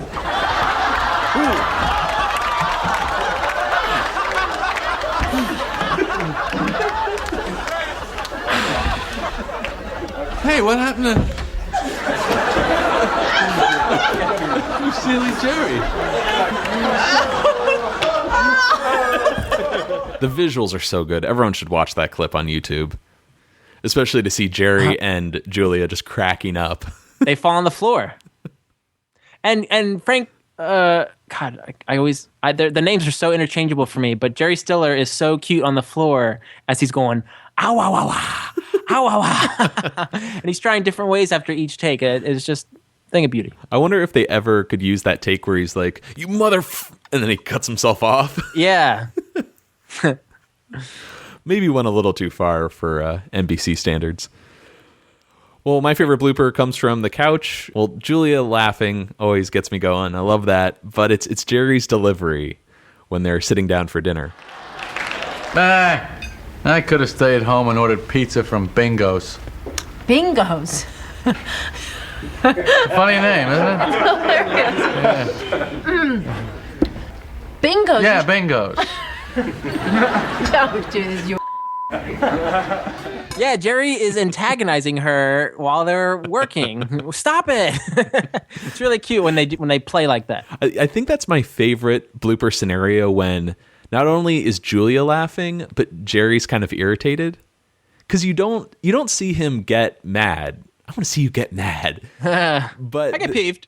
There are moments where he's kind of dipping into that like showrunner role of, all right, let's Yeah. get this going. Come on, Julia, get it together. But it's also kind of, it's nice when they kind of prod Julia a little bit because they know she's prone to laughing, so they're going to screw with her just a little bit. I enjoy those moments like that. Another good one in the non-fat yogurt. He's like, oh, great. When she starts laughing at the end, here we go. Yeah. I had another one here. I don't have a clip for it, but it's in The Chaperone when, when Michael is talking about pigeons, they go cuckoo. Oh, yeah. And Jerry's like, cuckoo? Cuckoo?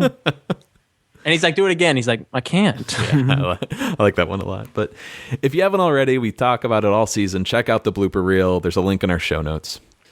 Well, Vinny, that's the end of our segment where we go over some of our favorite moments and characters and highlights throughout the season. Figured we could move on to listener emails and more voicemails here. We're going to cover a whole range of topics from the series as a whole to, did you ever notice this? Did you ever notice that? From episodes. And then I've got some more just general questions. So we're all over the place for the rest of the show here. But first email comes in from listener Paul Elliott. Hey, Paul. He brings up that there's no hour-long episode in season 6 except for the highlights of 100. And he was wondering which episode do we think could have been expanded into an hour-long episode. Now, I think we've brought this up on the show before. I don't know if there was a specific episode, Vinny, you wanted to see extended into an hour. I know for sure that finale, the understudy, felt like it always could have been stretched out, maybe be a little bigger. Mm-hmm. They could have put some filler in there to make it a 44-minute episode. I'm not sure if we touched on this when we recorded these episodes, but purely because of the connection between the menage a trois jokes and how they have the Jerry being involved with that portion of the story in the switch, and then George having that lovely payoff at the end of the label maker. Even though the label maker is such a wonderful standalone episode, those almost could have been two-parters, right? Yeah. Again, it's a tricky question to ask because are you asking what story was so good I wish I could have seen more of it, or are you trying to stretch out an episode to help it? Well, I'm recalling last season when we found these pairs of episodes that each they kind of blended into each other so well that we said, man, these really could have been made into 1 hour show. Bubble Boy, Cheever Letters. Exactly, that kind of thing. Where the storylines kind of crossed over, which I love about Seinfeld, these kind of connecting arcs between episodes. But there's an example right there with the switch and the label maker. That's a good one. And that's actually more on like the positive side of, I love this stuff. They work so well together. Mine's more critical, like the understudy or the scofflaw. It felt like there was just stuff missing in those episodes. Yeah. And I don't know if an hour long would have necessarily made a great episode. I think it just would have maybe helped with some of the pacing, for sure. Mm-hmm. Thanks for writing in, Paul. We have an email here from Kevin B. from Wisconsin. He is wanting us to list our top 3 favorite product placement moments of season 6. I don't remember a whole lot of products coming up. This isn't like past seasons where we get, Snapple, rolled gold, pretzels, Drake's coffee cakes. Any product placements from this season you recall? Well, the biggest one has to be the Snickers bar that George eats with a knife and fork. Oh, Mr. Pitt as well. Would the vertical leap training shoes count as a product? I think so. Yeah, it's Strength, right? Isn't that the brand? Strength training, yeah. I think that's you can purchase those. But normally food tends to be the number one product placement. A lot of candy this season to, piggyback off the Snickers. There was like she's cutting up an Almond Joy. M&M's with a spoon. Exactly. Sorry. And there were some candy bars. Remember we were like examining them when George was like, can I have some? Can I get it open first? That was a Nutrageous. Yes, that was the weird one. I'm dying right now because there was a product I realized earlier and I forgot to write it down. And I it's going to hit me later. I know, and I'm just looking through the episodes right now. Oh, I remembered it. In the Kiss Hello, when Wendy comes into the apartment, oh, look at that, I'm all out of Klondike bars. Oh, beautiful. That might be my favorite one, yeah. So yeah, a lot of product placement on Seinfeld, but this season I felt like they were a little lax. Let's move on to some emails here. These are related to specific episodes that we've talked about this season, and they're mainly the last 4 or 5 episodes. Let's start off with the Jimmy. This is from Benjamin Wolf, and he mentioned on Facebook, hey, you guys forgot to mention that George's obsession with the jumping shoes, the vertical leap training shoes, and his awful jumping ability tracks all the way back to the airport when George is picking up Jerry because he lost a bet about his vertical leap. Wow. Good stuff, right? Well played, Ben. That was excellent get. Now, Ben is doing something here that happens all the time, and we're not able to always bring up on the show. Our listeners will say, hey, you forgot to mention this, you forgot to mention that. And it usually falls into 2 camps, where it's either, listen, we just don't have enough time to mention everything, or we completely missed it. And this is one we just completely missed. This is a I guess I screwed up. Yeah, or please forgive me. Or that. Right. So thanks for writing in, Ben. We have 2 messages about the Fusilli Jerry. First up is from Brian G. Did they mess up by making it seem like Elaine had orgasms using a move Jerry invented, even though we know Elaine never had orgasms with Jerry? So to kind of explain what he's saying here, in the move, Elaine tells Jerry that I always faked it with you. And then we find out in the Fusilli Jerry that she doesn't want Putty to stop using a move that Jerry invented. Go on. Well, is that kind of contradicting? Why would she want Putty to keep using Jerry's move if she never had orgasms when Jerry used it? I got an answer for you. What do you got? Once he had some of that mango, that's when he came up with the swirl. So it wasn't until then, hey, I'm still hungry. You got any more of that mango left? I think that works. Yeah, I like that a lot. Okay. I was just about to say that she's just more attracted to Putty, so he helped her maybe reach orgasm. The move is great. It's just who's using it. Well, but also Putty did the pinch, Jerry did the swirl, so he wasn't quite capping it off the way he should have. Oh, that's right. Yeah. Yeah, you're right. So, I still like your theory, though. It was all about the mango. Mm-hmm. Mango's what kind of turned Jerry into the animal that he is. Well, that's got to be interesting for their friendship if, you know, give me one more chance. So these friends have to have sex to save the friendship. Jerry helps her achieve orgasm, and then they just go back to being friends? Yeah. Okay. And it all hinged on Joe's fruit. Right on. Now, next email here comes from longtime listener Libby Brown. I am so excited to talk about this. This goes back to our episode, The Fusilli Jerry, when we were talking about that IKEA commercial featuring Wayne Knight as Newman. And we were wondering, hey, have any of the other Seinfeld actors, especially the main 4, reprised their roles? And she is pointing us to an episode of The New Adventures of Old Christine. And Julia Louis-Dreyfus, did you know that she appeared as Elaine on New Adventures of Old Christine? I did not. Okay, so check this out. In the episode from season 4, Reckless Abandonment, Christine remembers that she used to be independent, and we see her in a flashback in the hallway outside of Jerry's apartment in a full Elaine getup, complete with hair and the Botticellis, and she's standing up to a man about to steal a newspaper from Kramer's apartment. So very bizarre setting, and it kind of makes your head explode because this isn't Elaine, it's Christine's past. She just happens to look exactly like Elaine. And do they use the same set of Jerry's hallway? Yeah, it's exact same hallway. Wow, 5A, that's incredible. 5B. So we have a clip here I'll play. You just have to imagine an older Julia as Elaine in this scene. Hey! Yeah, you, pal! Put that paper down, unless you want to be a headline in it. Well, not that paper, because it's already printed, but tomorrow's.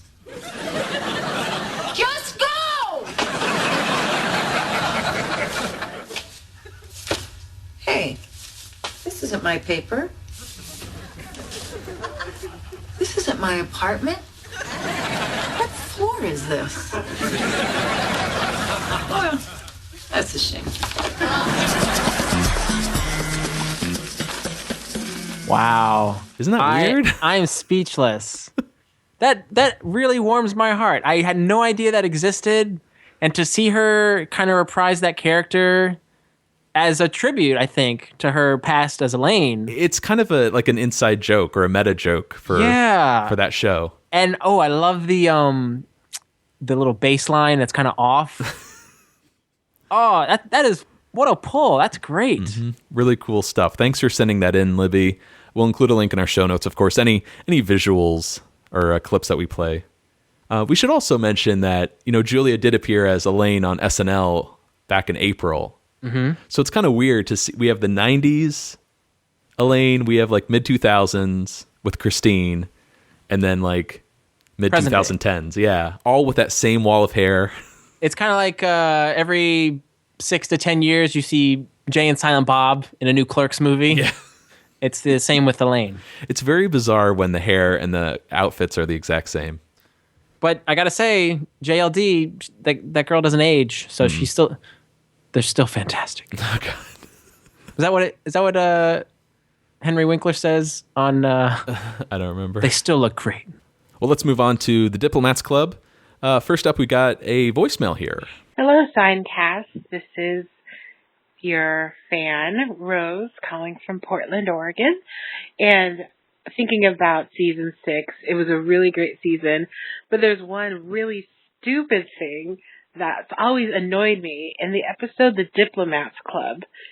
The way Jerry pronounces the word detail always annoyed me. Instead of saying detail, he says detail. I don't know why that always stuck in my head from this season, but yeah, that's my season overview. It was great. I loved it. So many good episodes, but that little thing always annoyed me. I wonder if it annoyed anyone else too. Thanks, guys. Looking forward to season 7. Bye.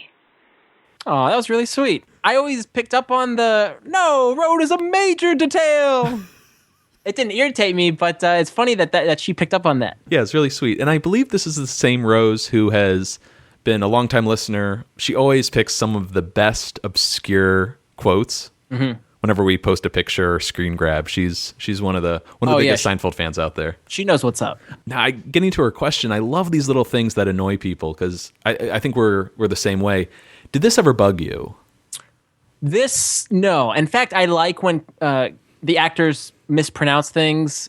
I mean, Michael's the one who's famous for it with theater and drawing a blank now. Oh, cafe latte. Oh, sure. But here's an example of Jerry mispronouncing, or at least putting emphasis on a different syllable. Detail. Now, I have a really weird question about that scene. So in it, Katie is driving. They're off-road. They're somewhere in the middle of nowhere. Jerry wakes up. Hey, what's going on? She's like, oh, I don't know where the main road is. I don't want to bother you with the minor details. And his response is, no, road is a major detail. Now, is he saying no, comma, road is a major detail? Or is he saying no, road is a major detail? I think he emphasized wood. I think he's saying no, comma, road is a major detail. Yeah. Okay. It could go either way, though, right? No road. Like, in quotation marks, no road is a major detail. Oh. Like, no road as a noun. I think he's saying, like, no, you imbecile. Road is a major detail. You talking to me? You calling me an imbecile? Yeah, that's right. Anyways, thanks a lot, Rose, for calling in. Let's talk about the Diplomats Club here. First up, email from Toby. Toby, what can we do? Just wanted to give you a fun bit of trivia from my life. When I was very little, my grandpa Harry had an apartment in Santa Monica, and who was his roommate but none other than O'Neill Compton? That's the actor who played Earl Hafler. Oh, wow. I remember he was every bit like Earl Hafler, as you would think. He and my grandpa would enjoy cigars on the balcony, as I recall. Needless to say, the first time I watched the Diplomats Club when I was older, I flipped out. Come on, Mexico City! That's how he closes the email. Yeah. So that's awesome. Yeah. Any listeners out there who have crossed paths with a Seinfeld actor or actress, please write in and let us know. We love hearing about them. Or crew member. Or crew member. Thanks for writing in, Toby. Next email comes in from Lewis Krell, and you might remember Lewis, Vinnie. He met us at the Brooklyn Cyclones game when we were in line to meet John O'Hurley. Lou! He was with his other friend, Jess, the longtime listeners, huge fans. This is what he wrote. I had to write in about your conversation about other instances of gambling in Seinfeld from the Diplomats Club. When you discussed other bets and gambling that happened on Seinfeld, neither of you mentioned the contest.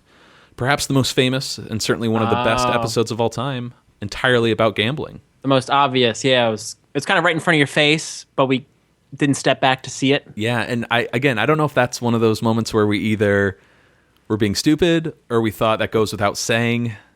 Knowing us, I'd lean towards the stupidity. Mm-hmm. I think we know the episode so well that, it doesn't even occur to you that, that is gambling. That happens to be the biggest example of it. Absolutely. Did we mention Jerry playing poker with his buddies in The Opposite? I don't recall us bringing that up. Maybe. I'm not sure, but... Okay, well, there's another example. Mm-hmm. Well, we have another email here from Sam from Philly, betting over levels. Remember? Oh, yeah. The bet is the levels. Mm-hmm. I think we mentioned Kramer betting on Papanik. I think that was the main one we thought about, because we were specifically talking about Kramer gambling. Mm-hmm. But, There's more gambling we'll see later on in the series. Of course. But thanks to Lou and and Sam for writing in about the betting. Oh, in regards to betting, though, Daniel wrote in saying, I thought you would notice this error, but you didn't bring it up, so I wanted to see if this tracks. When Kramer and Earl do a double or nothing bet, is it not Earl that has the possibility of doubling his earnings compared to Kramer, only being able to break even? This is how double or nothing bets work, right? Why would Earl owe Kramer any money either way? Now, another listener wrote in, Rick Gaiman also wrote in, saying the same thing. Earl and Kramer agree to go double or nothing on the last bet involving Ithaca. We know Earl is up $3,200 on Kramer. To go double or nothing, the only two possible results are that, 1, Earl doubles his win and is up to $6,400, or 2, Kramer wins and they are now even, hence nothing. There should be no scenario where Earl has to pay Kramer out based on that one bet alone. I guess we could argue that they made other bets along the way, but we don't know that. Well, not necessarily. Doesn't Earl say to Kramer as he's giving him the check, I should have quit at double or nothing? Which leads us to believe that Kramer zeroed out his deficit and then they continued to bet, and that's when Kramer went up. I don't have the script in front of me, but I did it!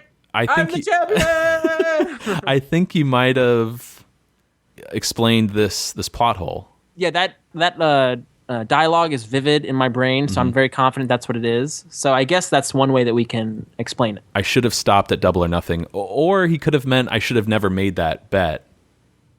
Hence the plot hole. But okay. Oh, no. Right. What are you doing? Moving on.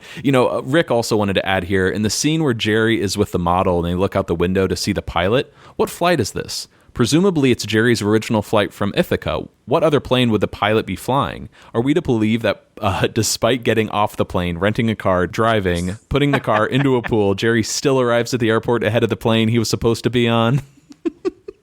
I like this Rick guy because this thought once again occurred to me after we recorded the episode, and I'm like, no one will write in about this. Sure enough. As you're reading these names off with each email, I can't help but associate a character with the corresponding name. So with Daniel, I hear that and I go, my name is Dan. And then with Rick, I'm thinking of Rick Bar Properties. There you go. What happened to you last night? Got tied up. Bet you did. Thanks again, Daniel and Rick, for writing in. Let's move on to the face painter. This are two messages here. One from Harold Wallen on Facebook and Chris Jones from Illinois. This was a fantastic you f***ed up message. Yeah. Or at least wanted to just inform you guys. I love this so much. We actually posted about it a couple of weeks ago. This is all about the whole Alec Berg. He's got a good John Houseman name. Okay. And I was acting like I knew what I was talking about when we mentioned John Houseman. Yeah, he's an actor. He's been in The Fog. He's been in The Naked Gun. Well, Harold and Chris were nice enough to write in and be like, listen, you idiots. John Houseman was in a classic movie from the 1970s called The Paper Chase. It even turned into a TV series. John Houseman kind of reprised his role in commercials as well, but he plays a law professor, a very intimidating law professor. And in this movie, he kind of picks on one student in particular. And we'll play a clip here. When you hear Jerry saying Alec Berg, and you cut to John Houseman, you can see exactly the role and movie he was referencing. Okay. Hey, isn't that Alec Berg? Yeah, Alec Berg. It's got a good John Houseman name. Yeah. Alec Berg. Mr. Berg. I do have your name right. You are Mr. Hart. Yes, my name is Hart. You're not speaking loud enough, Mr. Hart.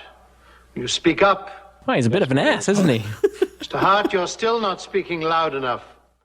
Alec Berg. Did you hand in your assignment, Mr. Berg? Isn't that amazing, though? Like, the character was Professor Kingsfield from The Paper Chase, and it's just one of these moments where I just feel like a complete idiot that I never knew of that John Houseman role, this classic role of his. Okay, yeah, it makes sense because he says, "Did you hand in your assignment?" Yes, and there's a later scene where Mr. Hart, that character, is like, "I didn't do the reading." And he kind of grills him in front of class, but so that is a good pickup. I wasn't familiar with I'm ignoramus here when it comes to these things. You notice nobody put that Jerry quote as their favorite Jerry moment from season 6. Oh, Mr. Berg. Because that's a very, I think, notable Jerry line. Oh, for sure. But huge thanks to Harold and Chris for letting us know about The Paper Chase, which is on Netflix, if you kids out there haven't seen it yet. Next email comes from Sergio, might butcher your last name, Salguero. He wrote in to explain that credit sequence from The Face Painter when, Elaine arrives to visit the priest who was scared by Putty. He points out that term Madonna actually comes from Italian. It's not Spanish. So maybe the actor was Italian. But he also argued that term Madonna is more familiar to the American public. All right. It's not really like the term they would use. They would say La Virgin or La Virgin Maria. But the more interesting part, he says, is the last phrase. We said that the priest's last line was "Yo lista, yo estoy lista," which we thought meant I'm ready, like I'm ready to die, to move on. But he argues that his actual words are "No estoy listo," which means I'm not ready. Oh, okay. So totally different meaning, and I think much funnier. Oh, yeah. This poor priest who's been terrified by the devil is now telling the Virgin Mary, I'm not ready to die. That's a really insightful email that kind of there's some substance behind it. Oh, yeah. Whenever we have to talk about a culture like outside of... Oh, yeah. We're getting emails. Oh, yeah, which is always great. So thanks a lot, Sergio, for clearing that up for us. I'm not ready is really what the priest is saying. Now we have one last episode to cover from season 6 here, The Understudy. And, dude, this email was incredible. This is from Larry Gadici. He says, "Hey, guys, love what you do." Oh, this is nice. He even goes back to some of our older podcasts for his sign fix. I love that you guys get what I get. I was surprised that you passed right by the, quote, "A hot dog makes you lose control." Do you remember that line from The Understudy, Vinnie? Yeah, so Janice receives the telegram learning that her grandmother's dead, doesn't shed a tear, and then Jerry says, "But when you drop a hot dog, you lose control." Right. That is a reference to the Patty Duke show opening from the 1960s, like 66, right? Larry bets that Jerry had been dying to use that line in the series. So we have a clip here of the Patty Duke opener, and listen to the lyrics. You will hear, "A hot dog makes you lose control." Where Kathy adores a minuet, the ballet russe and crepe Suzette. Our Patty loves to rock and roll, a hot dog makes her lose control. What a wild dude. There it is. Wow. Isn't that incredible? Yeah, I had no idea. I mean, we know of the Patty Duke show, but yeah, just completely did not get that reference at all. You know about the Patty Duke show. I know I've heard Patty Duke, but I had no idea what was the relation or the reference. So. Oh, that's right. You didn't have cable growing up. That's right. Yeah, that's why I'm more uncultured than you. I remember the Nick and Night days, of watching those old sitcoms. But yeah, I never knew about that lyric. Way to go, Larry. Thanks for letting us know. I love that our listeners are kind of helping us. They're picking up the slack for when we fall short.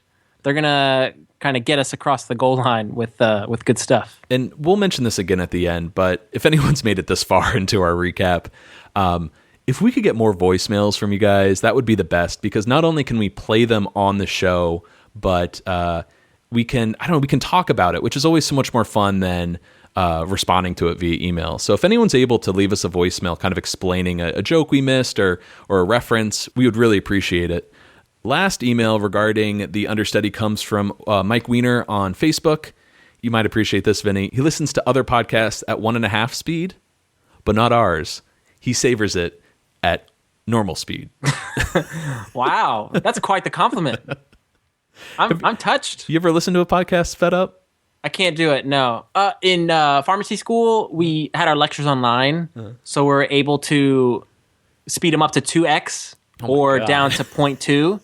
And once I got to a point where I was good at doing it like 1.8, but they sound like they're talking like Steinbrenner. Oh, you should talk like this and talk really fast and do this. But that's quite the compliment that he can listen to us at normal speed. To Mike's email here, he says in the understudy, when you talked about the discussion in the back of the cab with George, Jerry, and Janice, the cabbie, what's the writer's name? Bob Shaw. When he finds out they're the ones that hurt Bette Midler, he's like, get out of my cab. You should be in prison. You should eat prison food for the rest of your life. What a threat. Right. But Mike says, here's a Seinfeld writer foreshadowing the finale, right? Absolutely. Like, was that in Larry's mind even early on, that ultimately these guys have to go to prison? I don't know. That's not what Mike's asking, but it's at least there. The mention of prison. It'd be fun to ask, when and if we get to meet Larry, it'd be fun to ask him when he knew how the show was going to end. If, if when he was trying to leave in season 6, he wanted to end with potentially George getting married to break up the four. Did he have any inklings of wanting them to be put in prison, or was that something that maybe came about later when he was asked to return in season 9? Right. My money's on once he came back in season 9, he thought of, how can I get all these characters together? Let's put them on trial, and then let's put them in jail for fun, since they're despicable people. That's what I think. That sounds about right. It doesn't seem like an idea that he'd been chewing over for a couple of years. But it is quite fun to, anytime there's references in the show going back all the way to season 1, up until this episode right here, when there's mention of prison, like think about George and Jerry when they talk about Elaine being as you get.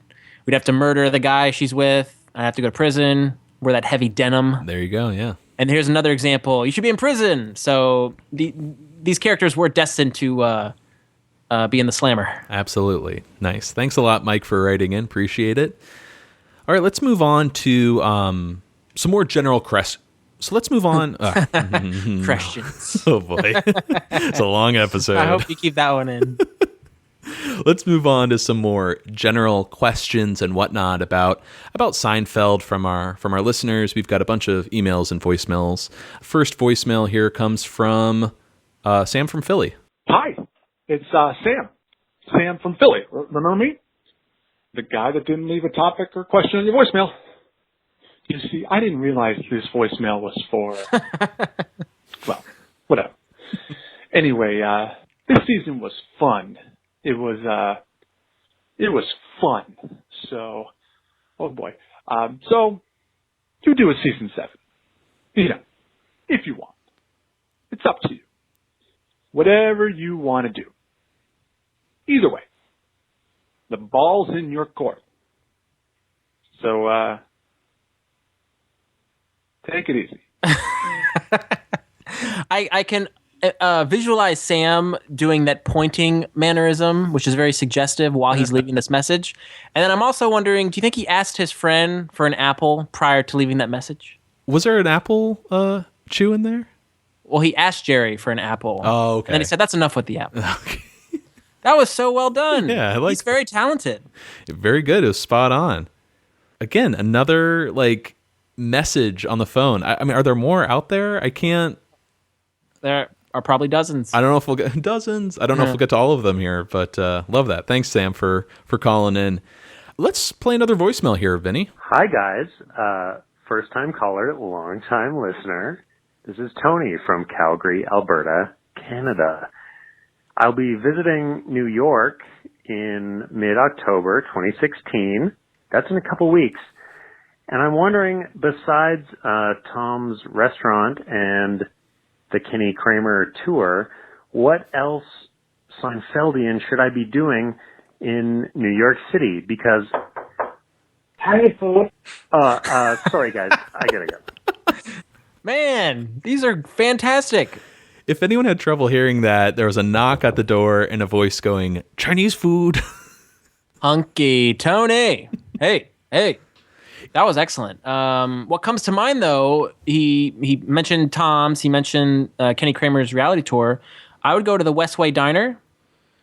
Yeah, we've brought this up on another show. I think Westway is at the top of our list for sure. It's just, again, another diner, but it is where Jerry and Larry came up with the show. You could also visit, this one's more more of a chain, but you could go visit the original Soup Man's restaurant. Yeah, that's on 55th and I think it's 8th. It might be 9th. I forget, but 55th. Okay. Around the corner from the Ed Sullivan Theater. And then there's more, not so many locales, but, get a black and white cookie, taking a Broadway show. You could do a handsome cab ride. Those are just things that are kind of in the vein of Seinfeld. And why not visit a comedy club? That's always a good idea. Yeah, go to the Comedy Cellar. Comedy Cellar is pretty much the top of our list, but you also have Caroline's, which is near the original Soup Man. And then you've got Gotham Comedy Club, which is more like on 23rd. But yeah, Comedy Cellar is where we try to go, Vinny, whenever we're together in the city. Did you know, just randomly, Chris Rock, Dave Chappelle, Aziz Ansari, and John Mayer showed up at the Comedy Cellar. I saw that picture floating around online. I didn't realize that was where they ended up. Yeah, they just showed up, I think, to a late show, like a midnight show at the Comedy Cellar. Did any of them perform? I don't know the details of it. Liz just told me about it, but just telling Tony here, you never know who's going to show up at the Comedy Cellar. Jerry has actually stopped by to just hop in and do a stand-up. So that's the really cool thing about the Comedy Cellar. You never know. Ray Romano will stop in, but these huge titans of stand-up will just show up on a given night to get in some work. Now, if you want to go to the Comedy Cellar, though, be sure to make a reservation a few days in advance. Just comedycellar.com, and you can figure it out there. But it's big that you do that because usually all of the tables get reserved the day of. You can't just walk up and go in. I wish you could, but it's a really popular spot. So Comedy Cellar is a must. And I'm only hosting one Seinfeld event in October, but it might be when you're in New York. It's on October 19th at Abbey Tavern, which is on 3rd Ave. It's an okay place. The mic quality isn't the best, but you'll be among friends, among Seinfeld fans. And yeah, we'll play 5 rounds of trivia, so swing on by. Isn't there also a website that has Seinfeld locales mapped out? I think it's an older one. Dude, thank you so much for mentioning that. Yes, it's called Maps About Nothing. I think it's mapsaboutnothing.com, but we'll include a link for that, of course, in our show notes. That is the best resource for figuring out Seinfeld locations in the city. Not only does it map out places you can currently visit, but a lot of businesses have closed down or buildings have been demolished. You can go to their original location. Which reminds me, as a treat, one time when I visited you when you were first living in New York, you took me, you didn't tell me where we were going, but we're walking. You took me to 129 West 81st Street. And we got to see the physical location of Jerry's building. And it was such a treat to see the Shelley. Now, it wasn't the real, the one, not the one the players wear, not the one in the show. It's if Jerry really lived, in New York. Yeah. Where would his apartment be? It's really cool, but it's also kind of a letdown because you're I want to see the LA one. Well, we'll get that one in one day. Yeah, for sure. So I hope you enjoy your trip out to New York, Tony. Let's move on to an email here from Drew Williams from Toronto. He wrote a very nice blurb about us on Reddit recently on our Seinfeld. This is a week or two ago. He just had the nicest things to say, and a lot of Redditors kind of came out to say how much they like our podcast. So thanks again, Drew, for writing that. But his email here says, I've not listened to all of your episodes yet, so please forgive me if you have addressed this. Would you ever do an episode of the making of Seincast, the process, the timeline, setup, etc.? I had a Matt moment where it took me a few episodes to realize you two were not in the same room or even in the same city. maybe give some insight into conceiving the idea for Seincast, who does what, etc. You know how people say they have a Seinfeld moment or a Larry David moment or a Curb moment? I hope these Matt moments catch on. And among Seinfeld fans, oh yeah, I had a Matt moment the other day. Anything to take me down. Let's keep it coming. Well, I don't think it's that big of a Matt moment because I've talked to a lot of listeners at trivia events who are like, hey, is Vinnie ever at trivia? And I said, well, actually, he lives in D.C. And they're like, oh, I thought he lived like near you. I thought you were recorded in person. And no, sure enough, this show has always been, well, for the most part, recorded via Skype. We recorded one episode in the same room, right? When I visited you? I think so. And it was rough. It was very weird. It threw us off being in the same room and... You didn't want to look at me. I think you just like looked down the whole time. Look away, I'm hideous. But we are able to look at each other while we're recording each episode. This is like a video Skype program, which is very weird in the early days, but I think we've since gotten used to it. Mm-hmm. But yeah, I'm in New Jersey. I'm in Montclair. Vinny is in DC, and yeah, who knows? Maybe we'll get together for like the finale or something like that. That would be kind of cool. Oh yeah, maybe. Well, I don't know how appealing it would be, but maybe a video podcast for the finale or something, or a live show, Carnegie Hall. Oh boy. But I don't think we'll get into the details of how we put together each episode. There is kind of an explanation at the end of our 100th episode, I believe. Didn't we talk about it? Yeah. So that's... I seem to recall we gave a little bit of a synopsis of how we do an episode, as well as there's a little bit of a visual representation of it in the Hulu documentary as well. Yeah. That was staged. That wasn't like our recording room, but... There's where the magic happens. But yeah, check out our Highlights of 100 Part 2. Somewhere like in the last 20 minutes, I think we break down the process there. Drew added one last thing. As a Canadian, I am always looking for that Canadian connection. Yes. We mentioned, I think, Canadian football, right? Canadian quarters. And Parliament. But Drew points out that Kramer owns a blanket from the Hudson Bay Company, which dates back to the fur trade days. And the blanket that he uses in this scene is very recognizable to most, if not all, Canadians. Oh, wow. And I think this screen grab is from The Maid. Oh, yeah. Madeline stays here. Yeah, he's watching TV in Jerry's apartment on the couch on the phone with Madeline, who moved downtown. Mm-hmm. And they have this long-distance relationship. And Kramer, has that big, fluffy white blanket with, it looks like green and red and yellow stripes on it. Is that his quilt that he took to the Queeners? To the Queeners? Let me know when it's ready. I don't know. Yeah, right on. So thanks, Drew. Love any Canadian connections on Seinfeld. I'm not sure they're... Canadian quarters in the washing machine? Very good. I might have mentioned that earlier. But I think you did. I wasn't listening. It's all good. I don't think our listeners are paying attention either. That happens when I'm talking. All right, let's... this is unrelated, but I tend to hop on eBay from time to time just to see if there's any cool Seinfeld merch or memorabilia that's recently been posted. I found that a prop from the strike was on there with a certificate of authenticity. It was a prop bagel used from H&H Bagel. Oh my God, come on. And it's going for like $3,000. It was certified? Yeah. Not all bagels are certified. So not my particular cup of tea in terms of memorabilia from the show, but I thought that was a cool thing to see on eBay. That's ridiculous.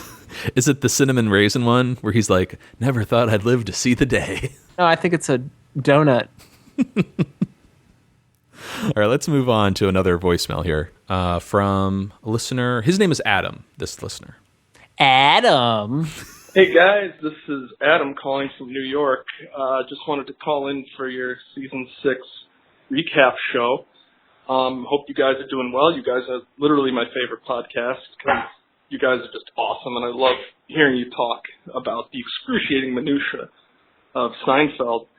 But just had one comment to make about the Fusilli Jerry episode. When Estelle goes to get her eye job, they do the establishing shot of a hospital, and that is a real hospital in New York City. That is New York Presbyterian Weill Cornell Medical Center, and I worked there for a short time, and the first time I rewatched the Fusilli Jerry episode, I recognized the facade right away because I had gone there every day for about 3 months. So just thought it was kind of a cool little fact. It's a real hospital. It's on East 68th Street on the corner of York Avenue on the east side. But again, love you guys, love the show, listen to it all the time, and hope you're having a great day. All right, bye. Pretty cool. I feel like our listeners are giving Tony more options of where they can visit, where he can visit when he comes to New York. And then it seems like the majority of Seinfeld fans, at least the hardcore ones, all kind of feel the same way and care about something as trivial as an establishing shot. Oh. But when you learn about that's a real place in New York, like it gets your juices going. Even the intersecting streets of First and First, I want to be there. Yes, which actually exist. Tony just keeps coming up. Tony, First Street and First Ave down by Houston near like Katz's Deli. Go down there, get a picture. There's also the Nexus Lounge is right there on the corner. Oh, that is something. Another email here from Sarah Whiteford from Winnipeg, Canada. I was wondering if either of you ever used a Seinfeld solution to get you out of a sticky situation in real life. I had an unexpected one last year when my partner and I were out shopping for a friend's wedding shower gift. As I was carrying the gift through the store, he started saying, "Tippy toe, lemon tree." And I instantly knew something was up and ducked behind a shelf. Turns out the bride was also in the store, and I narrowly missed getting caught with a gift in hand. Oh, that's awesome. I love that. I actually use the same phrase, Sarah, with my mom when we go to this all-you-can-eat crab place in Maryland. Because we'll pick some crab meat and have it extras lying around because we're done eating, we're full. But we'll put it in a little bag for my mom to put in her purse. And when a waiter comes around, we'll say, "Tippy toe," to put a napkin over our spoils. Love that story. I think you brought that up on our 100th episode. And I thought it was worth revisiting. I like that a lot. You got any Seinfeld solutions? Just like the 100th episode, I'm drawing a blank. Mine are more like quotes and references. It's not to get me out of situations. Yeah. If I'm with... Oh, actually, no, that's not true. Well, with Liz, if I forget someone's name and Liz is standing next to me, if I don't introduce her to the person immediately, there you go. She will know this is my moment to come in and introduce herself so I can get that person's name. Oh, she's got your back, Jack. Lorraine, this is Elaine, that situation. That's great. Mm-hmm. But Vinnie, let's move on to another voicemail here. Hey, Matt. Hey, Vinnie. This is Aaron calling from Atlanta, Georgia. Water! Very Somebody get excited. Aaron some water! He's going to get dehydrated on the plane! Very excited that you guys have now completed season 6 and moving on to 7. Love the show, love listening to it, helps me with my drives when I'm on work. Just thought of something really funny. There could be a really good drinking game with your podcast whenever you guys say cute or sweet. You guys say those words quite a lot on the show, and I think either Matt or Vinnie call themselves out on it. But yeah, every time you guys say cute or sweet, and that's always in reference to Elaine, and let's not kid ourselves, she's very cute and sweet. But yeah, whenever those words are said, I feel like you can just take a swig of something, like Hennigan, and you'll feel loose as a goose. All right, guys, take care. He caught us. We do use sweet and cute probably Way every too much. episode multiple times to describe Julia Louis-Dreyfus. I knew this voicemail was coming up, and earlier in the show, I think you referred to Frank. Someone is cute earlier. And Mr. Pitt, I may have called him a sweet old man. Yeah. So, yeah, Aaron, you got me. So either Julia Louis-Dreyfus or old men. Most old men except for Bill Irwin. May he rest in peace. Oh. Yeah, way to go, Aaron. Thank you for that voicemail. That was great. I think we also tend to use fantastic a lot. Oh God. We don't have that many adjectives to describe the show. Fantastic, solid, fabulous, classic. Iconic is another one. Best, yeah. Good. 1 or 2 syllable words only, please. All right, let's move on to some more emails here. This is from Robin Pearson from the UK. I was interested in your discussion about Frank Costanza's religious faith. I nodded along with your conclusion, not nodded off, but nodded along with your conclusion about his Catholic background. I think we kind of fell on that Frank's Catholic, and Estelle is Jewish. But I just watched the finale, and as we scan the minor characters waiting for the verdict, we see the rabbi from Elaine's building reading from a book to Morty, Helen, and Frank. Oh. Now, of course, he could just be passing on advice or sharing gossip as he does, but the reaction of the characters could be interpreted as a religious sermon. I wonder if this was a goof or confusion on the part of someone about Frank's background. Ooh, that's Worst interesting. episode ever. Huh. So what? Yeah, go ahead. Well, What you I'm got? reminded of the scene in Independence Day where, hey, another finale actor, his name's escaping me, he plays the lawyer, the prosecutor. Oh, in the James finale. Reborn? Is that it? No, is it The one who James? passed away? Yeah, is it James? Oh, I was thinking, when you said James Reborn, I was thinking of James Remar. Remar from Dexter? Yeah. Anyways, James Reborn, may he rest in peace, actually lived just a few miles away from me. Oh, in one of the Oranges, I think, here in New Jersey.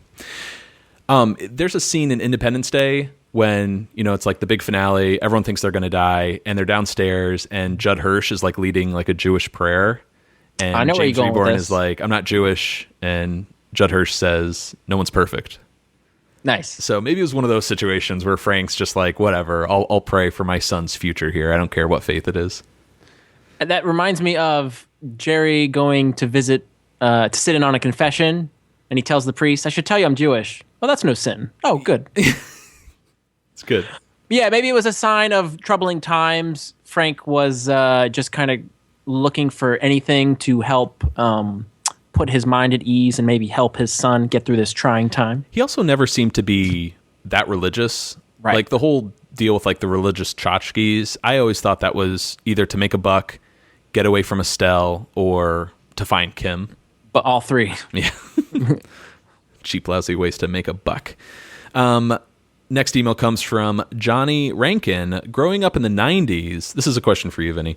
Growing up in the 90s, my two favorite things were Seinfeld and Macho Man Randy Savage.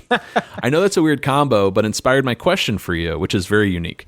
If you could replace any guest actor with the Macho Man to play the same character, who would you pick? If you're totally unfamiliar, then, like me, what about Hulk Hogan? I think it'd be a really funny clash of personalities, but surely one for the wackier storylines. You don't know Macho Man Randy Savage? I do, but I know him mostly as he's the guy that's like, I'm gonna get you. Well, they all talk like that. Oh, yeah. Yeah. Macho Man Randy Savage. He was in Spider-Man, right? The He Tobey was. He Maguire was one? Bonesaw or Bone Claw. or something. Bonesaw, yeah. He died too recently, didn't he? He did. Yeah, Ah. he had a tragic passing. Wasn't it like a car accident or something? I believe he died in a car accident. Jesus. But weird question, right? Yeah. But fun. You know, when he said that, I'm thinking of that gravelly voice and his facial hair. So what comes to mind is Mike Moffat. I could see him being Susie was murdered by Jerry Seinfeld. Next email here comes from Michael Flores. Hey guys, this is totally off subject from the current podcast schedule, but I'm still watching backwards Vinnie style. Hey. Oh yeah. Reverse Vinnie. An alternate title Don't say that. An alternate title for the letter in season 3 could have also been titled The Little Fibs. I like this. This is cute. Oh, there it is. Drink. I realize now that Nina began her little fibbing by telling the gang she had first row behind the dugout Yankee tickets instead of second row. They're not in the first row. I'm with you. And obviously the letter being the main fib, the chapter 2. 2 for 2. Elaine ended up paying the price for her little fibbing pendant, telling Mr. Lippman she was visiting her father. Or I think she said she was getting out of a bris. That's right. Yeah. George has always fibs by claiming he's an art adorer. Okay. Now, I don't think this is a fib, but it's also worth noting that Kramer's brain slightly malfunctions from the baseball to the head and refers to Elaine as Carol and George as Mike. Could this be a subconscious referral to Mike and Carol? You gotta see the baby. Ooh, I like that. So yeah, isn't that interesting? So the Mike and Carol thing is spot on. Way to go, Michael. Awesome.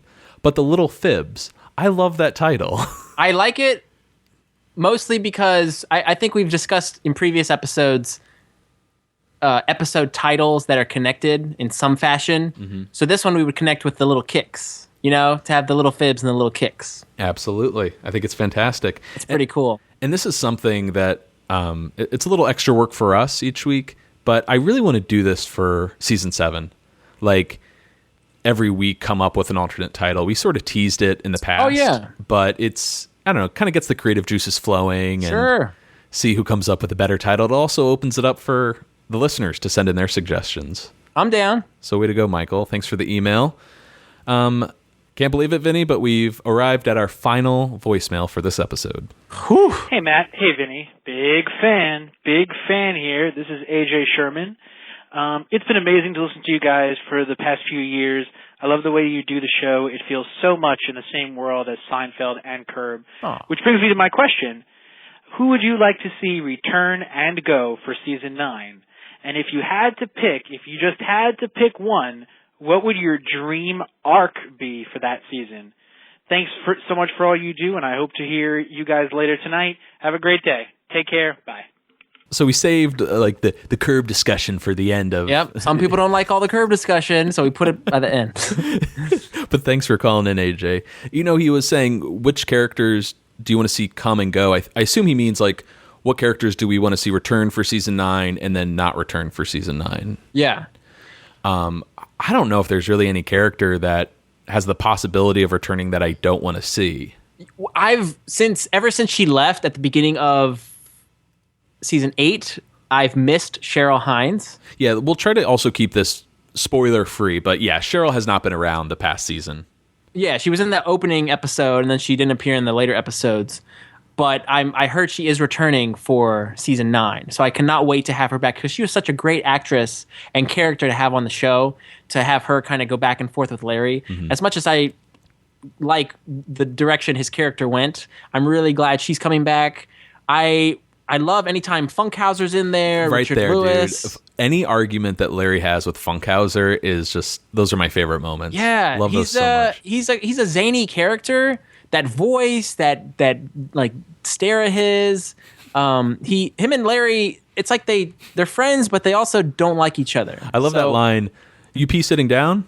Do you crap standing up? They just like to bust each other's chops, and I'd like to see Leon, any of the blacks. I'd like to see return. And we're using capital B there. The family, and Jeff Green, his manager, That's or Jeff tricky, Garland. Yeah. Honestly, I always like when you see a actor from Seinfeld appear in Curb. So anybody that Larry can kind of not sneak, but convince to do the show. That's what I really want to see most, is another Seinfeld actor appear in a Curb episode. And Seinfeld writer Jeff Schaffer is writing the new season with Larry. So you've got 2 Seinfeld alums. Hell, you got the co-creator, but these 2 Seinfeld alums. I'm sure that you're going to see some familiar faces in this final season. Yeah. Now, getting to the really tough question of, what do you want to see this last season be about? Well, I think the thing we had wanted for the longest time was to see him in New York, because that's where he grew up and where he got his start, and that's kind of where his whole personality comes from. Mm-hmm. So the fact that we got to see him go to New York, we saw him play a softball game, for crying out loud, in Central Park. So that was the one that was most gratifying, I think, aside from the whole Seinfeld arc.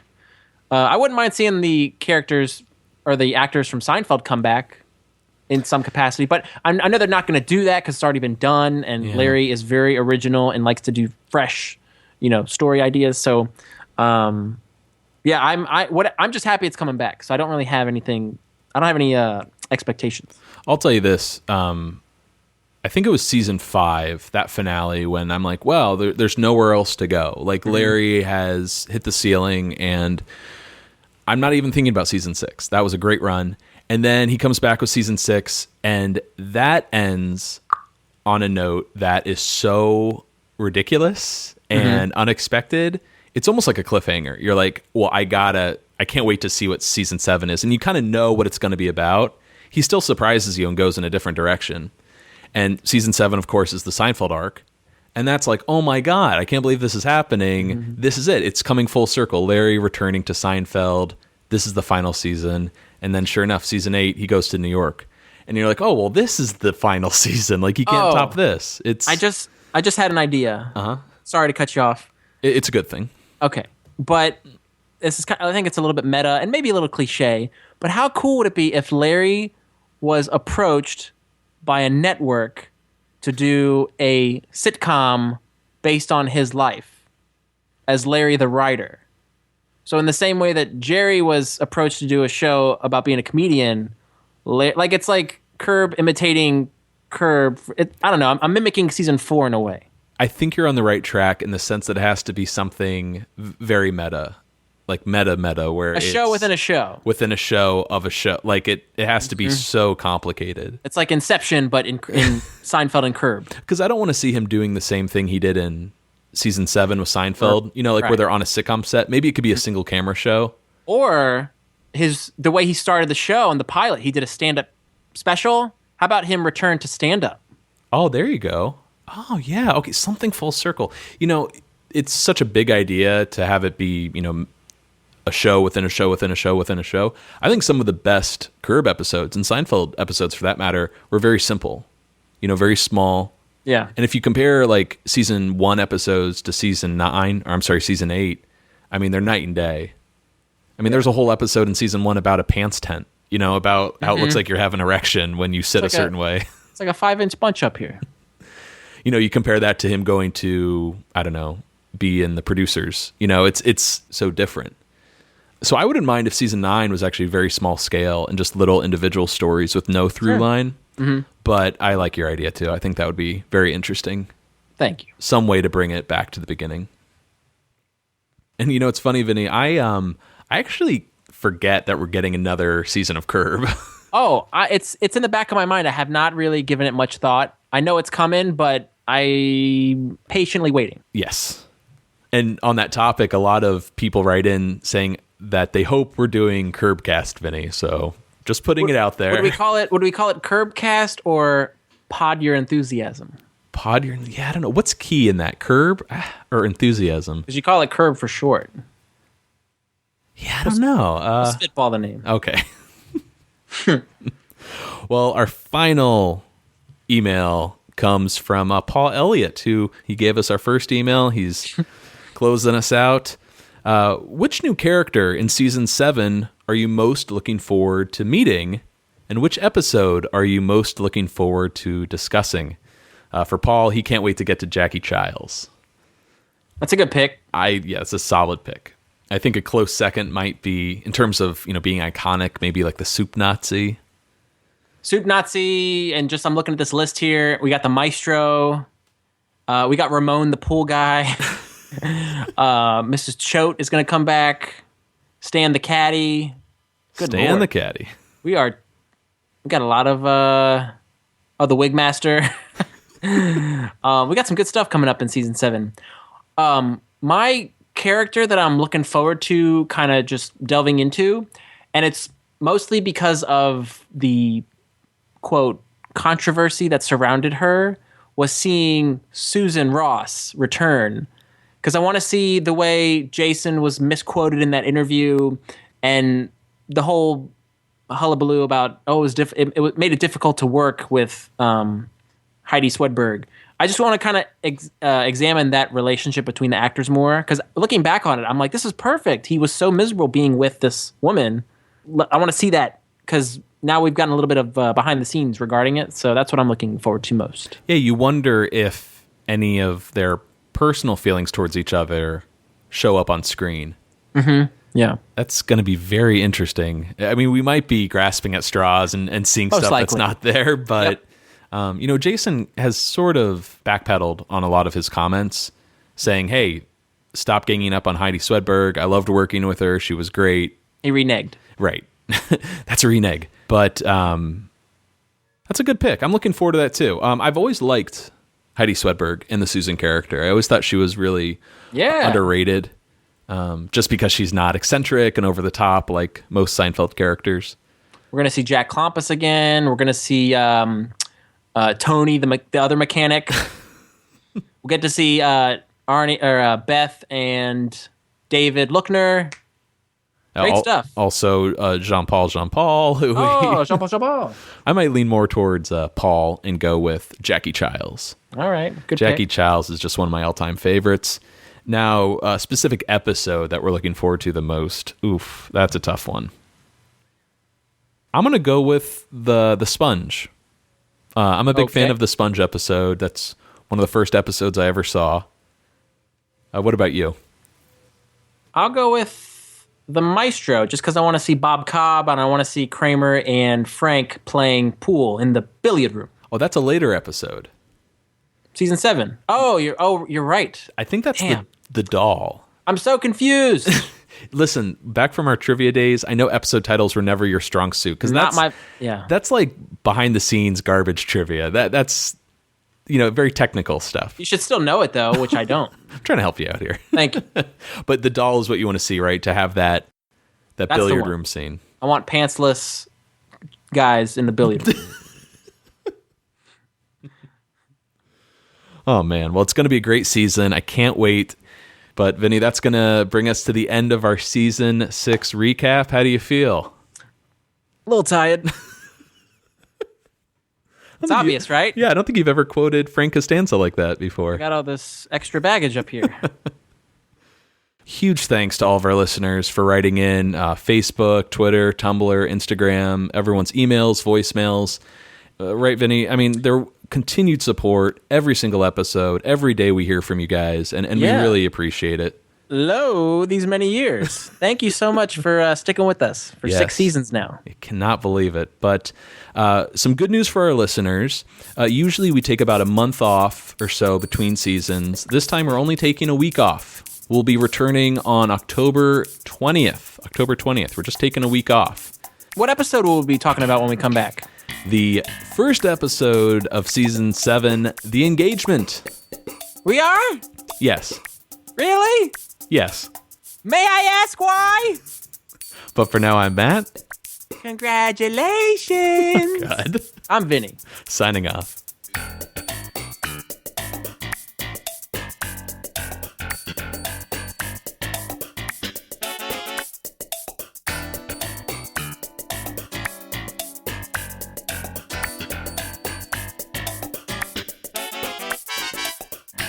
Seincast is not endorsed by Castle Rock Entertainment, Sony Pictures, or NBC. It is intended for entertainment and information purposes only. Seinfeld, the Seinfeld logo, and all names, pictures, and audio of Seinfeld characters are registered trademarks and/or copyrights of their respective trademark and copyright holders.